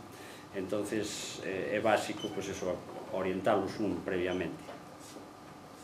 Ben, unha vez que temos a foto dominada, o seguinte paso, dos máis importantes, é buscar os informantes. Os informantes, se o técnico é do Concello que vai facer ou da parroquia, pois é fácil, porque a través de familiares, conocidos ou tal, pois sempre é máis fácil acceder á xente, explicarlle o obxectivo do noso traballo e tal. Se vas para un Concello que non coñeces, como nos ten pasado a nós, moitos que temos tratado de traballar en Galicia, pois o ideal é ir a falar co alcalde e ir da man do alcalde, que non en todos os sitios é ben recibido se ir da man do alcalde, depende das simpatías que teña o alcalde, non? Pero, bueno, en algúns sitios o alcalde pois falaba cos alcaldes pedáneos ou cos alcaldes de barrio, e eles eran os que lle buscaban os informantes ideales aos técnicos, non? O que vos decía antes, non? O importante para conseguir, ahora veremos as características dos informantes, pero o importante, sobre todo, é saber gañalos, non? Metelos no peto, ter certa psicoloxía, falarlle das súas cousas, non atacarlos directamente. Mire, tenme que axudar e xa, veña, empeceme a dar nomes, non? Primeiro hai que socializar un pouco con eles, non? Bueno, en algún caso os alcaldes mandaron bandos tamén para informar a xente do objetivo do traballo, porque senón se un vai así a porta fría petando e dicindo o que vai facer, non se fían de ti, non se fían de ti. Unha vez que gañas a súa confianza é unha maravilla. Eu creo que os galegos somos hospitalarios, que somos, home, tamén sempre das con algún tolo, non? Hai algún que che tira pedras ou que tal, en fin, pero a xente en xeral é moi hospitalaria. Unha vez que estás un día traballando con eles e ven que isto non é para nada malo e tal, ao final, ao día seguinte invítante a viño, a chourizos, a xamón, o que tal, e se non lle comes ou non lle bebes, e encima lle parece malo, xa que nese sentido é un traballo gratificante, non? Bueno, as características dos informantes, lóxicamente a idade avanzada, que sexa nativo do lugar, a disponibilidade horaria, porque vos dicía antes, porque os nosos labregos, os nosos mariñeiros nunca se xubilan, por exemplo, se eles non teñen traballo, están axudando aos fillos na granxa ou que sexa, tal. Que teña contacto directo coa terra ou co mar, lóxicamente, porque usa os topónimos, entonces, tenos aí na cabeciña. A veces polas afeccións tamén os pescadores e os cazadores tamén saben moita toponimia, concretamente dos ríos os pescadores adoitan saber máis toponimia que a propia xente que vive ali, e os cazadores son moi bons porque orientanse moi ben nas fotos. Entonces, con que colles, por exemplo, eu que traballei en zonas de serra, ás veces collía un cazador que se me orientaba na foto e 2 ou 3 pastores que non vían nada pero sabían os nomes, e facíamos un traballo decente, non? Bueno, a panacea xa sería que soubera interpretar as fotos e que podermos traballar ali sentadiño nunha mesa sin ter que ir a patear o campo, nin a papar frío, nin chuvia, nin nada e tal. Que manifeste boa predisposición e interese para dar unha información de calidade, iso é básico. Moitas veces están desexando sacarte de enriba, porque claro, eles queren marchar a facer os seus traballos. A min aconteceume moitas veces, seguro que os técnicos que falen na mesa redonda tamén vos lo van contar, que, pois eso, chegabas e dabanche 4 ou 5 nomes para sacarte de enriba e que marcharas pronto. Eu tiven que recurrir moitas veces a dar pena, porque literalmente decíalle que me pagaban por nome, e que se me daban 4 ou 5 nomes que non ganaba ni po gasoil do coche. Entón, enfadábanse todos e dicían, haber empezado por aí, home, haber empezado por aí. Dicían, me volve mañá a tal hora, que a esa hora podemos, e a mellor dabanche 50 ou 60 nomes que cando antes che daban 5, non?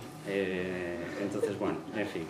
E despois que sexa unha persoa afable, con bo humor e paciencia, sobre todo para aguantar as críticas dos veciños, porque ainda que non o creades máis de un ou 2 que nos axudaban, despois chegaban a noite á casa e ian os veciños a tocar na porta ameazándonos que a ver que despois como viñera a contribución máis alta ou que houbera algún problema por causa das terras ou calquer cousa que iban ir a por eles, sabes? Porque a xente ao final non entende a finalidade, e iso que insistimos en que non queremos saber os nomes dos propietarios, non queremos saber os marcos, porque moitas veces vas con ele e dices, mira, aquí está o meu marco, non quero saber o marco de quen é, usted dígame o nome de tal, entón, bueno, eles teñen as súas ideas, en fin, non me vou estender nesto porque habería moito que contar, pero xa o vai facer outra xente.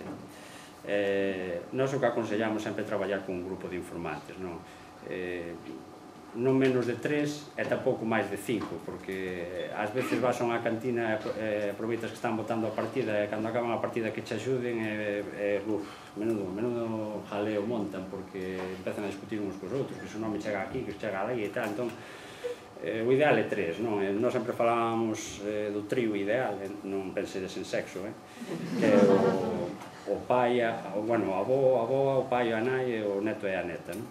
Porque o neto e o pai, a neta e a nai interpretaban a foto e o avó sabía os nomes, non? Bueno, sobre todo o defeito de ter un grupo que dá información contrastada, non? Ves as distintas pronuncias que teñen cada un deles e sobre todo que non se lembra un, lembra o outro, bueno, en fin, sempre é mellor traballar con un grupo. Cando o temos, se vamos a aldeas que só temos 2 ou 3, pois a mellor temos que traballar con un ou 2, non? Ben, os métodos de enquisa, un lado está a enquisa estática, que é un grupo de varios informantes reunidos alrededor dunha mesa, na que un ou varios interpretan a foto e sitúan os topónimos e todos aportan os nomes. É un método moi productivo e cómodo, porque en pouco tempo conseguimos moita cantidade e normalmente calidade. e úsase sobre todo en zonas rurais ou urbanas con informantes novos e maiores. Aquí poñemos unha foto anecdótica que sacou unha rapaza que está aquí que se chama Verónica cando estaba recollendo toponimia no Xurés, que tivo a brillante idea de dicir cando podo coller a todos os informantes da aldea xuntos? O día da matanza, que é o día que se xuntan todos. Entón, pues nada, aproveitou de ir o día da matanza, colleu-nos ali, supoño que lle axudaría a facer os chourizos, verdad, Verónica? E despois informaron, non sei se informaron, non sei se moi ben ou moi mal, porque despois de comer e co viño e con todas esas cousas, pois, en fin, pero bueno, non deixa de ser curiosa, non? Despois outro sistema o da enquisa móvil, o sistema de pateo que lle chamamos nós, no que, bueno, os informantes non interpretan as fotos e, por lo tanto, temos que ir a patear o monte con eles. É un método lento, pero é moi fiable, porque quen localizamos os nomes na fotografía somos nós, que a mellor, se non temos os informantes polo outro método, poden nos estar situando mal. E así, eles marcan as referencias, dinos daquel valado, aqueles carballos, este cacho chamámoslle a Pereira, e aquel cacho chamámoslle o Barreiro e tal, e ti eres que marcas na foto, entón vai quedar o traballo moito mellor feito, non? E o feito de que pateen o territorio refresquelles moito a memoria, que a veces pola fotografía aérea non se lembran de que hai unha fonte ali que ten un nome ou que hai ali unha pedra que ten outro nome ou tal, incluso nomes de fincas pequeniñas, na fotografía como non as ven, pois tampouco se lembran delas, se pateas, pois si. Entón sempre se saca máis información pateando un monte que non. Ben, e despois hai o sistema mixto, que sería unha combinación dos dous, que a parte do territorio cultivado faise de forma estática e os montes co sistema de pateo, que resulta igualmente fiable. Nos, a pesar de que sabemos que a máis rápida e máis cómoda é a enquisa estática, tras estes anos de experiencia nos o recomendamos a enquisa de pateo, malia que se ve condicionada pola meteoroloxía, que aquí en Galicia xa sabemos que os invernos son duros, e se está chovendo non podes ir ca fotografía ao campo e todo iso. Precisamente este ano que temos un inverno tan bo con sol, pois non temos traballo de campo, é un mundo ao revés. Bueno, a localización e a delimitación do topónimo na foto aérea, lóxicamente, ao principio, cando creamos a metodoloxía, cando empezamos no ano 2000, fomos 4 bolseiros a campo para crear a metodoloxía, pois o primeiro que facíamos era escribir sobre as fotos. Claro, dependendo da caligrafía de cada un, pois, para interpretar o que ali se escribía e tal, despois, a parte que se pisaban os textos e tal, ao final inventamos este sistema de números, un número distinto para cada topónimo, a numeración é consecutiva por cada foto, unha vez que cambiamos de foto, hai que volver a comezar no número 1, vale? Porque despois na base de datos os campos clave son o número de foto e o número de topónimo, que vai ser distinto por cada número de foto, vale? Bueno, nada, pregamos a cor branca porque sobre a realidade galega, que normalmente as fotografías son verdes, ainda que como siga sin chover ao final vai estar todo seco as deste ano, pero bueno, pois eso, o cor branco é o que máis destaca, delimitamos a área que identifica cada topónimo, facémoslo con dous sistemas, un de contorna que sobre todo faise en zonas de cultivo onde podes poñer a contorna das fincas que colle cada nome, porque os informantes o teñen moi claro e tal, e outro de frechas en cruz que faise sobre todo no monte onde non hai valados e onde eles mesmos non saben os límites de cada nome, hasta onde chega un nome e empeza outro nome, non? O que se fai, vedes aí, normalmente ponse o número que corresponde co topónimo no medio do espazo que abrangue, e donde aparece este número é donde despois se vai xeorreferenciar, é dicir, de aí, dese número vai partir o texto co topónimo unha vez que este xeorreferenciado e que o vexamos en internet. Bueno, como vou moi mal de tempo, casi non me vou parar, temos unhas cores e unha simboloxía para os camiños, para os lindes parroquiais e tal, despois, se conseguimos reanudar isto e facer traballo de campo, pois estamos nos para explicar todo isto con máis calma, vale? Localización e delimitación do topónimo, bueno, esta é unha foto que ensina un pouco o resumo de todas as cores, non? Por exemplo, aquí vai un río marcado, non sei se é apreciado, marcado en cor azul, os muiños levan un recadro de cor amarela, a igrexa tamén, os cruceiros tamén. Este é o número que corresponde á aldea entonces márcase con outra cor para distinguir os camiños en vermello, bueno, vedes un pouco aí. E aquí, por exemplo, esta foto poño traballei na eu en Vilariño de Conso, no Concello de Vilariño de Conso, e o número 282 este corresponde ao nome do encoro, o encoro do Bao, e despois os nomes que quedaron debaixo do encoro eu intentei rescatalos todos, é dicir, a xente, como o encoro fixose sobre o 73 ou así, pois a xente lembrábase perfectamente dos nomes que quedaron baixo da auga. É unha maneira de recuperar toponimia que se vai perder de todo. Ben, o registro da fonética dos nomes e de outros datos complementarios, pois nós ao principio, antes de crear a aplicación informática e todo iso, os primeiros anos, de 2000 ou 2003, 2004, traballábamos con fichas manuais. Agora xa non traballamos, agora vos lo explico. Era unha ficha manual na que recollemos a parroquia, o informante, o número de fotos na que traballábamos, o número de topónimo que lle poñemos na fotografía, a cuadrícula central, que era onde estaba normalmente o número, as cuadrículas, se era superficial, ata onde chegaba, o topónimo facíase unha transcripción fonética, ou pseudotranscripción para os que non eran filólogos, a tipoloxía xeográfica, os campos, o uso do solo, que estaba dedicado o topónimo, o xenérico local, o que vos falei antes, e despois a aldea. No caso da aldea xa vos explicarei agora na ficha digital o tema este da aldea, e despois a documentación que consultábamos, o contraste.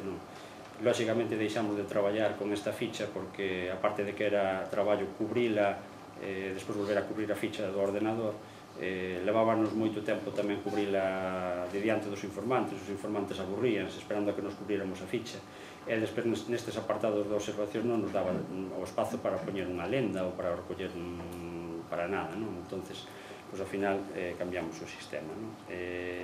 A ficha de informantes era igual, non era feito o número do informante, o tipo de anquisa se era estática, estas que vos acabo de explicar agora, a data da anquisa, o lugar, o nome do informante, a actividade, a idade, anos de residencia e tal. Ao final, estes últimos anos xa traballábamos cun caderno de campo, un caderno, e cada un registraba nese caderno os datos que nos fan falta, os datos principais que nos facían falta para despois cubrir a ficha do ordenador, que eran a parroquia e a aldea na que estábamos a facer a anquisa, a data da anquisa, o número da foto na que estábamos traballando e os datos dos informantes, os datos básicos, a idade, a actividade, sobre todo o teléfono para chamar ao día seguinte para poder quedar a facer máis enquisas con eles. A transcripción fonética, registran os trazos principais, tampouco nos matamos moito a iso, porque traballaron moita xente que non era filóloga no proxecto, entonces o que se lles ensina basicamente é a recoller o timbre das vogais, ajeados, o rotacismo, despalatalización, así, os fenómenos máis comuns. Tamén recomendamos que no caso de que teñan dúbidas de como pronuncian ou tal, que fagan grabacións. O orzamento noso non daba para comprar gravadoras, pero se alguén tiña gravadoras propias, era ideal. De feito, compañeros que están aí que traballaron no Xurés si fixeron moitas grabacións. Hoxe en día xa os móviles teñen para gravarlos, xa que é máis doado. A tipoloxía xeográfica, o que vos decía antes, o uso do solo, os xenéticos locais, importantísimo, non me cansarei de decir que é importante escoitar as conversas dos informantes, ver que vocabulario utilizan, se un non entende a palabra do que están falando, se un non sabe o que é unha touza, preguntarlle. Na miña terra as touzas son carballeiras, claro, a veces cando vai un técnico que non é da zona pa ali, todo eso lle choca, e hai que preguntar por esas cousas que che chocan ou que descoñeces. E depois as lendas fantásticas e históricas. Ben, unha vez que temos recollida a información de campo e que temos na casa a información documental que consultamos antes de ir a campo, facemos o contraste dos datos. Hai un contraste oral que xa se fai durante a anquisa, o que vos decía antes, que a xente uns pronuncian dunha maneira, outros pronuncian doutra, sabemos como ese contraste. Ou cando só temos un único informante, é ben chegar á aldea e preguntarlle a outro. Xa se nos ten dado o caso de nunha aldea ver dous veciños e levarse mal un co outro. Entón, un ven contigo a campo e dache os nomes. E depois chegas á aldea e vaslle preguntar ao outro. Claro, xa lle parece mal ao primeiro, porque foi contigo e o outro non foi. E ainda encima o outro, porque nos leva mal con aquel, dache os datos todos ao revés. Xa se nos teñen dado situacións así. Entón, por iso que en zonas de escasa poboación é complicado, a través de campo é complicado. E despois o contraste documental, pois bueno, pois eso, que nós como norma priorizamos a información de campo ante o documental, damoslle prioridade á toponimia viva, en moitos casos seguro que non se trabucamos, pero en principio é a que vai figurar na base, e bueno, faise un contraste tanto de lingüístico como de situación ca toponimia que aparece nos documentos. Agora vos ensino na base de datos como se fai. E bueno, por último xa, para ir acabando a miña charla, vou vos falar de como introducimos esta información.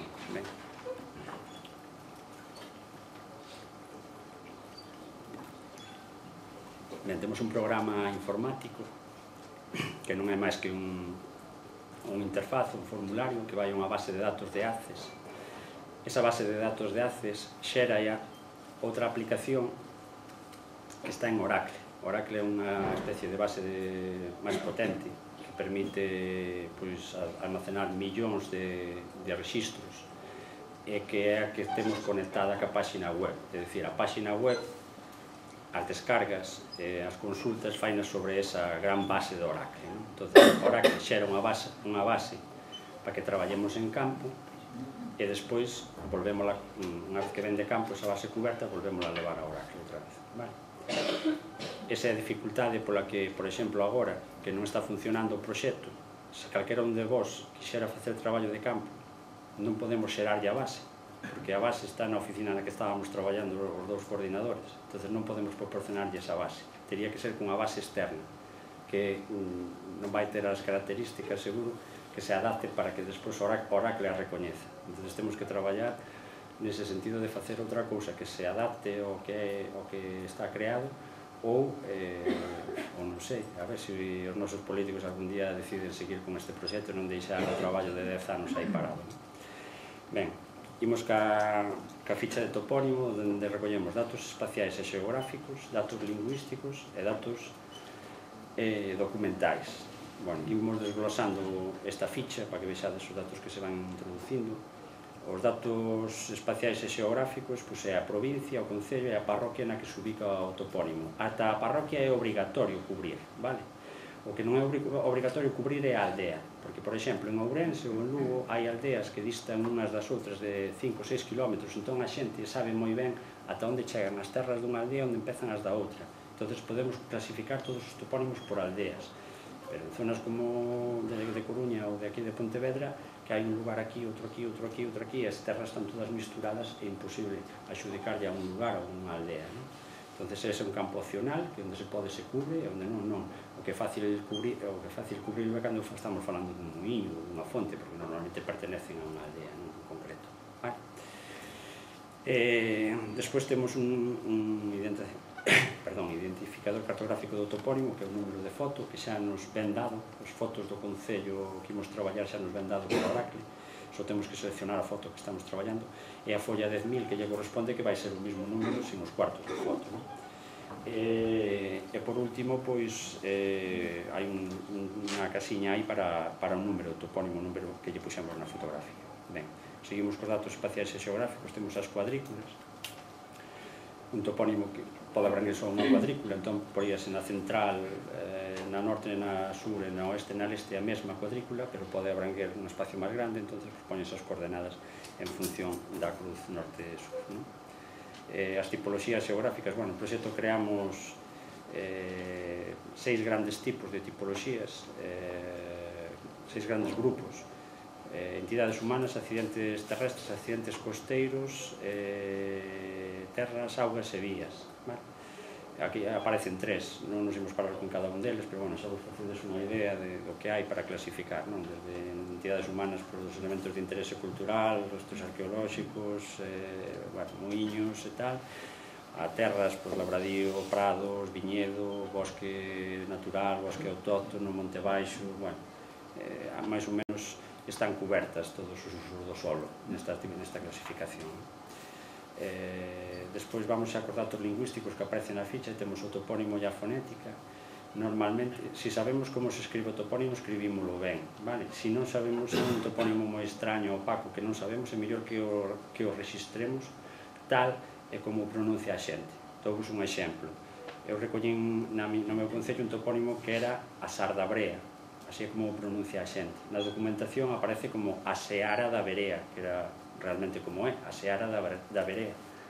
Pero, inda que eu saiba que é a Seara da Berea, a xente pronuncia a Sar da Brea, é como hai que recollelo, a Sar da Brea, como pronuncia a xente. Despois a Comisión de Toponimia dictaminará se poñemos unha forma ou outra. Ben, na fonética, vedes aí que é unha pseudotranscripción, aparecen un A palatalizado, as vogais abertas, pechadas, ajeadas, seseo, rotacismo, despalatalización, e, sobre todo o apóstrofe para as contraccións en fonética sintática. A xente non di a veiga de arriba, a xente di a veiga de arriba. Esa contracción fonética sintática marcámola con un apóstrofe. Hai un topónimo secundario, unha fonética secundaria, porque sabedes que en moitos casos un mesmo lugar ten dous nomes. Entón, un é máis coñecido, que é o que se pon como primeiro, e o outro ponse como segundo. Acontece moito con muiños, por exemplo, non levan o nome da paraxe na que están, o muiño da Ribeira, pero tamén o nome do propietario, o muiño de María ou de Antonio. Tamén con camiños, en fin, hai moitísimos topónimos teñen dous nomes. O xenérico local, non pararei, vai vos a ir o xenérico local xa polas orellas de tantas veces que falo del, pero insisto que son moi importantes. Temos unha ficha para registralos, ponse o xenérico, defínese de unha maneira cada un como poda, clasifícase na parroquia onde o recollemos.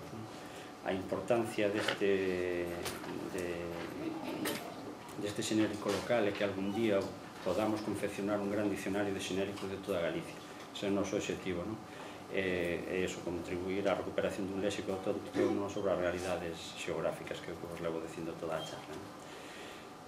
Nos datos lingüísticos tamén temos un apartado para as dúbidas lingüísticas, que aí os técnicos de campo formulan dúbidas fonéticas, ortográficas, morfolóxicas, sintácticas, que moitas veces, insisto, se miraran os nomenclatros, sobre todo as ortográficas, xa lle quedaban resoltas, porque, moitas veces non saben como esa que aparece aí, non saben se covela é con B ou con V, con que mire o nomenclatro sabe que é con B, e así con moitas dúbidas, pero está ben que formulen aí, as que podemos resolver os dous coordinadores facémolo, e as que non, van á Comisión de Toponimia. É un apartado para os comentarios de campo que é onde se meten todas as lendas e todas as etimoloxías populares e todo iso que vos comentei antes. Nos datos documentais hai un apartado para reflectir o contraste que se fixo coa documentación, a información de campo coa documentación. Son obrigatorios o contraste co nomenclator e co hixiene. O resto dos documentos, desde hai uns anos para cá non o facemos obrigatorio. Entón, sempre vai aparecer na corrección, non aparece erro ou acerto. Xa sabemos que no nomenclator só aparecen os nomes de entidades de poboación, pero para obrigar aos técnicos a que contrasten sempre, porque nunca, en parte non o facían, cando aparece un topónimo dunha terra, obrigámoslo igual a contrastar co nomenclator poñendo non aparece. Se aparece igual que no nomenclator o nome da aldea, é un acerto, e se hai alguna diferenza gráfica ou que sexa, conselle erro, e despois ese se estudia de novo a Comisión de Toponimia. O mesmo co mapa do Instituto Xeográfico Nacional, o contraste lingüístico é ver se no mapa aparece a forma tal cual a recollemos nos en campo, e se ten alguna variación, explícase que tipo de erro é. É o mesmo coa situación, se máis ou menos no mapa aparece na zona na que nos recollemos ese nome, poñémolo como acerto. As escalas son distintas, tampouco vamos ser tan exhaustivos, pero se hai un desplazamento importante cara ao norte, cara ao sur, cara a un lado, si lle poñemos que é un erro e tal. Esta información, insisto, xa vos comentei antes, estaba destinada a que en Galicia, polo menos, o Instituto Xeográfico Nacional corrixira corrixira os seus mapas un 25.000. A día de hoxe non temos constancia de que se fixera. Despois hai unha ficha para os informantes. Cada informante métese de forma individual, ponse a actividade, o lugar onde vive, a idade, os anos de residencia, se hai nas observacións de campo se é un bo informante ou mal, e despois hai unhas fichas para crear un grupo de informantes. É dicir, unha vez que estes metidos todos individualmente, se tes 4 informantes ou 5 nunha aldea, o ideal é que fagas un grupo con todos eles, para que se entre os 5 che deron 200, 300, 400 topónimos, e asignes a eses topónimos o mesmo grupo, e non teñas que asignarlle 20 a un, 20 a outro, quen me dixo este, quen non me dixo aquel, entón por iso creamos os grupos. Bueno, despois a aplicación ten un apartado para revisións e listaxes, é dicir, podemos facer informes de todo o que levamos metido, listaxes de fotos en Word, de grupos, de informantes, de topónimos, en fin, de todo. E temos un apartado tamén para as consultas, é dicir, unha vez que levamos 4.000 ou 5.000 topónimos metidos na base de datos, resulta que ao mellor queremos cambiar un dato, pois non vamos pasalos todos un por un, entón hai este apartado de consultas nos que pos os datos e vaiche directamente á ficha dele e ali podes facer as modificacións oportunas. O outro apartado, o cuarto apartado que ten a aplicación de campo é que todos aqueles topónimos que atopamos Catastro Marqués de Ensenada ou en calquera publicación e que a xente non foi quen de situárnoslos en campo porque non os coñecen ou por o que sexa, metémolos nese apartado de topónimos nos documentos. Lógicamente non van figurar na base de datos porque non hai localización do topónimo, pero bueno, pónselle aí o motivo polo que non figuran. Así quedan registrados os nomes para estudos posteriores e tamén é unha proba da perda de topónimos da memoria das xentes. Bueno, en 2 minutos explico-vos as fases todas hasta chegar á página web e despois en 5 minutos fago-vos unha busca no buscador e rematamos, vale? Unha vez que chega a información toda de campo a gabinete, ou chegaba, nos revisábamos todo e a información que nos dábamos por válida pasaba xa a Oracle. Despois, os topónimos problemáticos, topónimos opacos que nós non sabemos, estudos a Comisión de Toponimia, está formada por actualmente 5 membros, que son Gonzalo Navaza, Antón Palacio, Antón Santamarina, Lixo Rivas e Luz Méndez. Son, bueno, a Navaza supoño que xa escoitastes onte, é unha maravilla escoitalo, e os outros teñen tantos ou máis coñecementos que Navaza. Hai un secretario que é un funcionario da Consellería de Presidencia e, bueno, eles teñen unha aplicación informática na que poden ver os topónimos problemáticos todos desde a súa casa. Coméntanos. Entón, nós cada 15 días programamos unha reunión para eles, para que os poñan en común, para unha posta en común deses topónimos problemáticos. Sacamos un informe cos comentarios de cada un deles que fixeron desde a súa casa e estudanos aí. Se fóramos millor de tempo, poñemos tamén outro vídeo que fixeron no ben falado sobre as reunións da comisión, no que sale falando Antón Santamarina, Gonzalo Navaza e tal. A moitos topónimos danlle solución, pero tamén moitos quedan no limbo, quedan moitos, hai que buscar documentación antigua, hai que volver a preguntarlos en campo, porque hai moitísima toponimia prerromana, opaca, que non se sabe ben por onde pode vir ou como pode vir de forma correcta. Despois, unha vez que están dictaminadas as formas correctas dos topónimos, xeorreferencias, hai unha aplicación tamén que nos permite xeorreferenciar, asignar unhas coordenadas XY, que é o que nos vai permitir buscalo a través do Google Earth, ou incluso, como os vou ensinar, pasalo a GPS. É dicir, os topónimos que metemos na página web, podedelos pasar a GPS, e o GPS levarvos a finca, a pedra, ou que sexa que lle metades. Bueno, este é o resultado do proceso de digitalización, que os nomes saen onde antes existía un punto, un número, agora sae o nome cargado da base de datos da forma correcta. Maquétanse e ploteanse os mapas toponímicos, normalmente por parroquia, a escala 1:3000, hai parroquias que xa fai falta máis dun mapa, e vedes aí, por exemplo, da parroquia de Caión, a toponimia marítima como aparece en cor fucsia, a toponimia de interior aparece en cor amarela, bueno, cada tipoloxía leva a súa cor. Despois faise o acto institucional de presentación no Concello, non se presentaron moitísimos concellos, porque, bueno, isto tamén dependíamos moitas veces de que poidera os políticos que financiaban o proxecto de presidencia de medio rural, que poideran asistir ou non poideran asistir. Fíxose con máis ou menos éxito nunos sitios e noutros. Para mí o importante desto non era nin as autoridades ni nada, para mí o importante era a homenaxe que se lle facía aos informantes, porque gracias a todos eles este traballo é posible. Sin a súa colaboración altruista nunca poderíamos facer ese traballo. Entón debemoslle moito a esta xentiña que, sin darlle nada a cambio, colaboraron con nós. Entón, que para mí o importante será a homenaxe para eles, e tamén chamábamos os rapaces dos colexios, un pouco para esa transmisión xeracional de que a toponimia se siga transmitindo como se transmitiu sempre, como vistes nese vídeo do ben falado, un neniño estou me dando sin voz xa, un neniño aí ben pequeno, vistes cantos topónimos había, eso para min é hasta emocionante, que eso xa en poucos sitios se ve. Ben, aí vedes fotos das exposicións que fixemos e que se fixeron durante 2006 e 2008. E, bueno, nada, ao final, despois da exposición, entreganse os novos datos, entregase ao Concello as copias últimas que a renovación dos datos, non en todo se fixo tamén, porque quedaron os procesos parados, e finalmente publicase toda unha páxina web do proxecto. E agora, se me permitides 5 minutos máis, intento, a ver se nos vai ben o Google Earth, intento explicarvos como consultar topónimos. Se non, tomamos o café, que fale Roberto, e despois, se queredes, desde que fale Roberto, 10-15 minutos facémoslo, porque irades, non dame igual. Que opinades?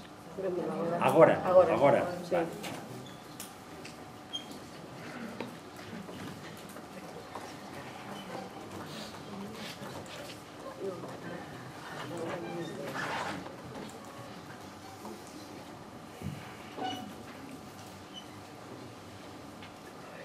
Temome que a conexión é moi lenta e vai tardar moitísimo en cargar, pero bueno.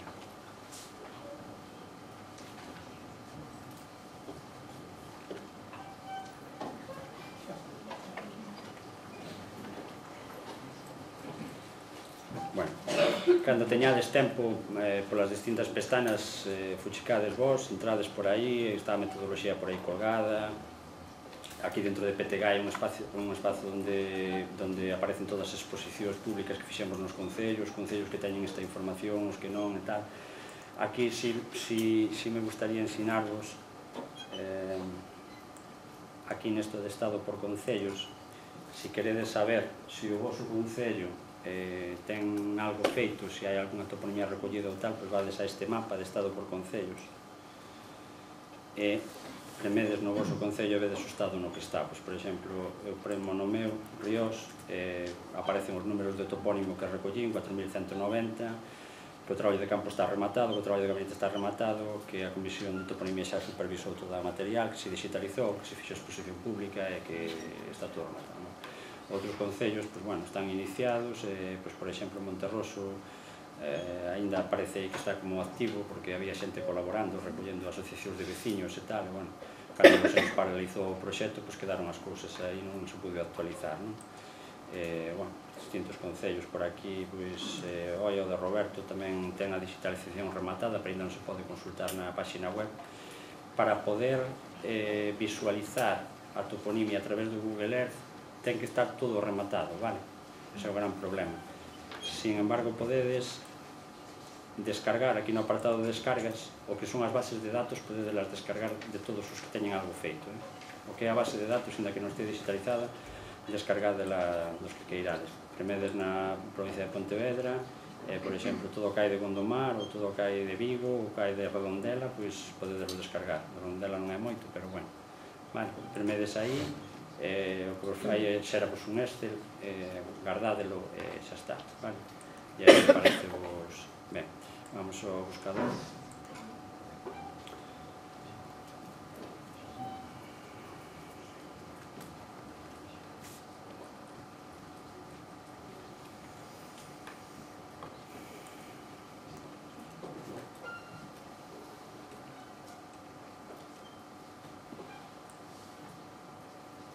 Unha pregunta, hai algún manual que... De metodoloxía de traballo de campo? Sí, aquí na páxina hai un... Bueno, é un resumo, non é... un resumo, non é moi exhaustivo, porque como sempre dábamos noso curso de formación, que duraba normalmente 5 horas ou 6, explicábamos as cousas con máis detalle, e no manual é para que tedes unha idea como o que falei hoxe aquí, pero si podese descargar aí. Non sei, non acaba de cargar a páxina, pero ainda se todo vamos a intentar. Bueno, eu explico-vos un pouco. Aquí hai unha axuda, LEDEA, que é interesante porque vos vai explicar que podedes buscar incluso varios topónimos a un tempo, que se non marcades aquí estas casiñas, pois non fai falta, non vai ter en conta os espazos, nin os acentos, nin cousas así, non? Entón, vos escribides aí, por exemplo, Milladoiro, vai vos buscar todos os milladoiros que hai en Galicia. É dicir, todos os milladoiros, que temos digitalizados, que temos recollidos o proxecto e que están digitalizados. Entón, premendo nun deles, que non acaba de cargar o mapa, premendo nun deles, pois lévavos directamente onde están. Outra cousa que se pode facer, que é o que intentaba facer vos eu agora, é buscar, bueno, nas fontes podedes poñer todas ou poñer solo o proxecto Toponimia de Galicia, non? Porque outro é o nomenclátor para as entidades de poboación. Que queredes buscar todos os nomes dunha parroquia só en concreto, dun concello, para buscar dun concello habería que ir a un buscador avanzado que hai aí, que tamén se ledes as instruccións é moi fácil, pero porque este buscador só permite ata 500 topónimos, buscar ata 500 topónimos. Se hai unha parroquia que teña 1000, xa non vos van a aparecer os 1000, vale? Entón tedes que ir a un buscador avanzado que figura aquí, ir ao buscador avanzado, vale? E aí tamén se vos explica. Pero, bueno, vamos a buscar, por exemplo, as Illas Cís, que son... creo que está digitalizado, son 400, non chega aos 500, entón buscamos por Pontevedra, esperamos a que cargue o concello, buscamos Vigo, e despois carganos as parroquias, e buscamos Illas Cíes, vale, vamos a buscar, a ver que fai, porque como non cargou o mapa. Esta metodoloxía que nos explicaches, que é estándar ou é a que facedes aquí? Quero dicir, outras comunidades, o sea, non sei, as comunidades autónomas... Non, é pioneira de Galicia. De feito, fomos por aí fora a ensinar a nosa metodoloxía e ten moito éxito, porque noutros sitios non se fai de maneira tan exhaustiva como facemos aquí. Ben, bueno, atopou nos 491 resultados. Si agora pico nun deles, debería levarme... bueno, faino, pero non sei por que non aparece a imaxe. Bueno, si pico nun deles, lévame as Illas Cíes e aquí co zoom podo mirar chegando a velo, pero o mellor de todo é, para velos, é que os portemos a un KML, tendo instalado Google Earth. E se o fai ben, veredes que espectacular, porque sai a bola do mundo e vai dereitiño as... Llévate un perfume por €1. Debe ser co que mides pagar, non? Nin iso.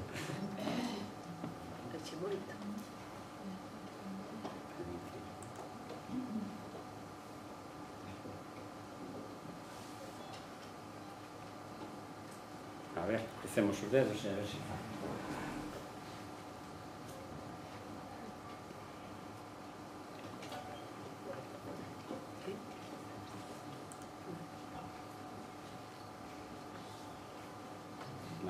moi lentiño, pero o normal é que o fixera rápido. O normal é que o fixera rápido. E agora ímonos achegando.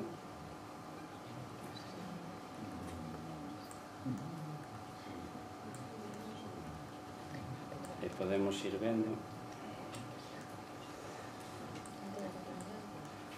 a escala que queiramos, pois cada un dos nomes que se recolleron pois nunha parroquia ou neste caso aquí nas Illas Cíes, e ao mesmo tempo podemos, como é Google Earth, pois aparecen as fotos que a xente vai colgando aí e tal, e pois para min é a ferramenta máis mellor que ten esta aplicación.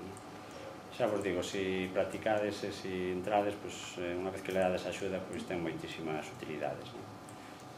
Esperemos algún día poder ter toda Galicia así, pero tal e como vimos, creo que é máis unha quimera que outra cousa. E con isto, pois nada, remato a miña exposición.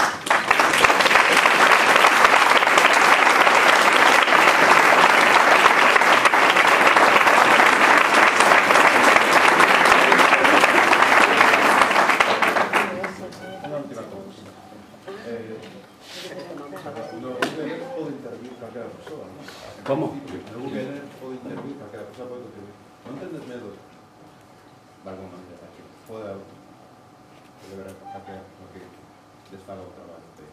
Creo que non é posible, non sei moito de informática, pero como isto tira da nosa base de Oracle, creo que non naide pode modificar os topónimos. Ou por lo menos iso nos dixeron os informantes, nesa posibilidade xa pensamos. E máis, cando nos paralizaron o proxecto, estábase pensando en crear unha empresa de Santiago que son moi boas en creacións destas cousas, que se chama Sistema.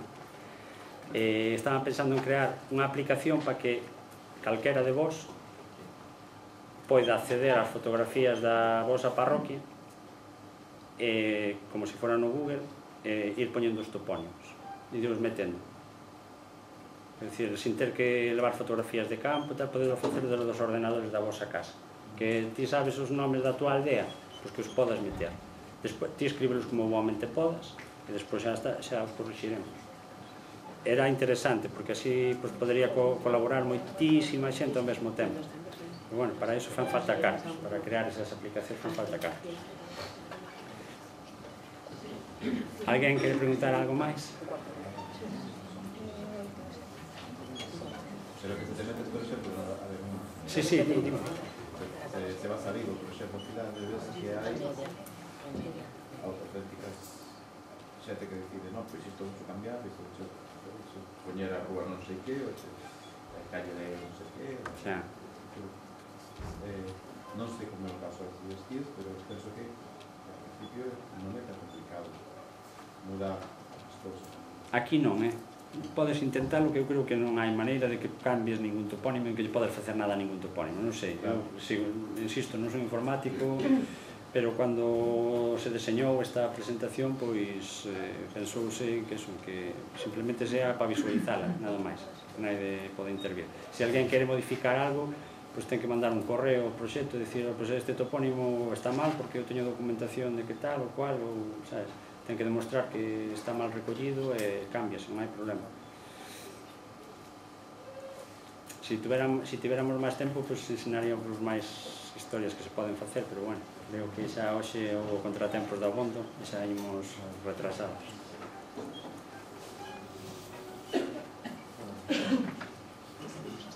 Ás 12:30 continuamos. Coméntame que ás 12:30, que ahora saímos a tomar un cafeciño e ás 12:30 volvemos para que fale Roberto, vale? Venga.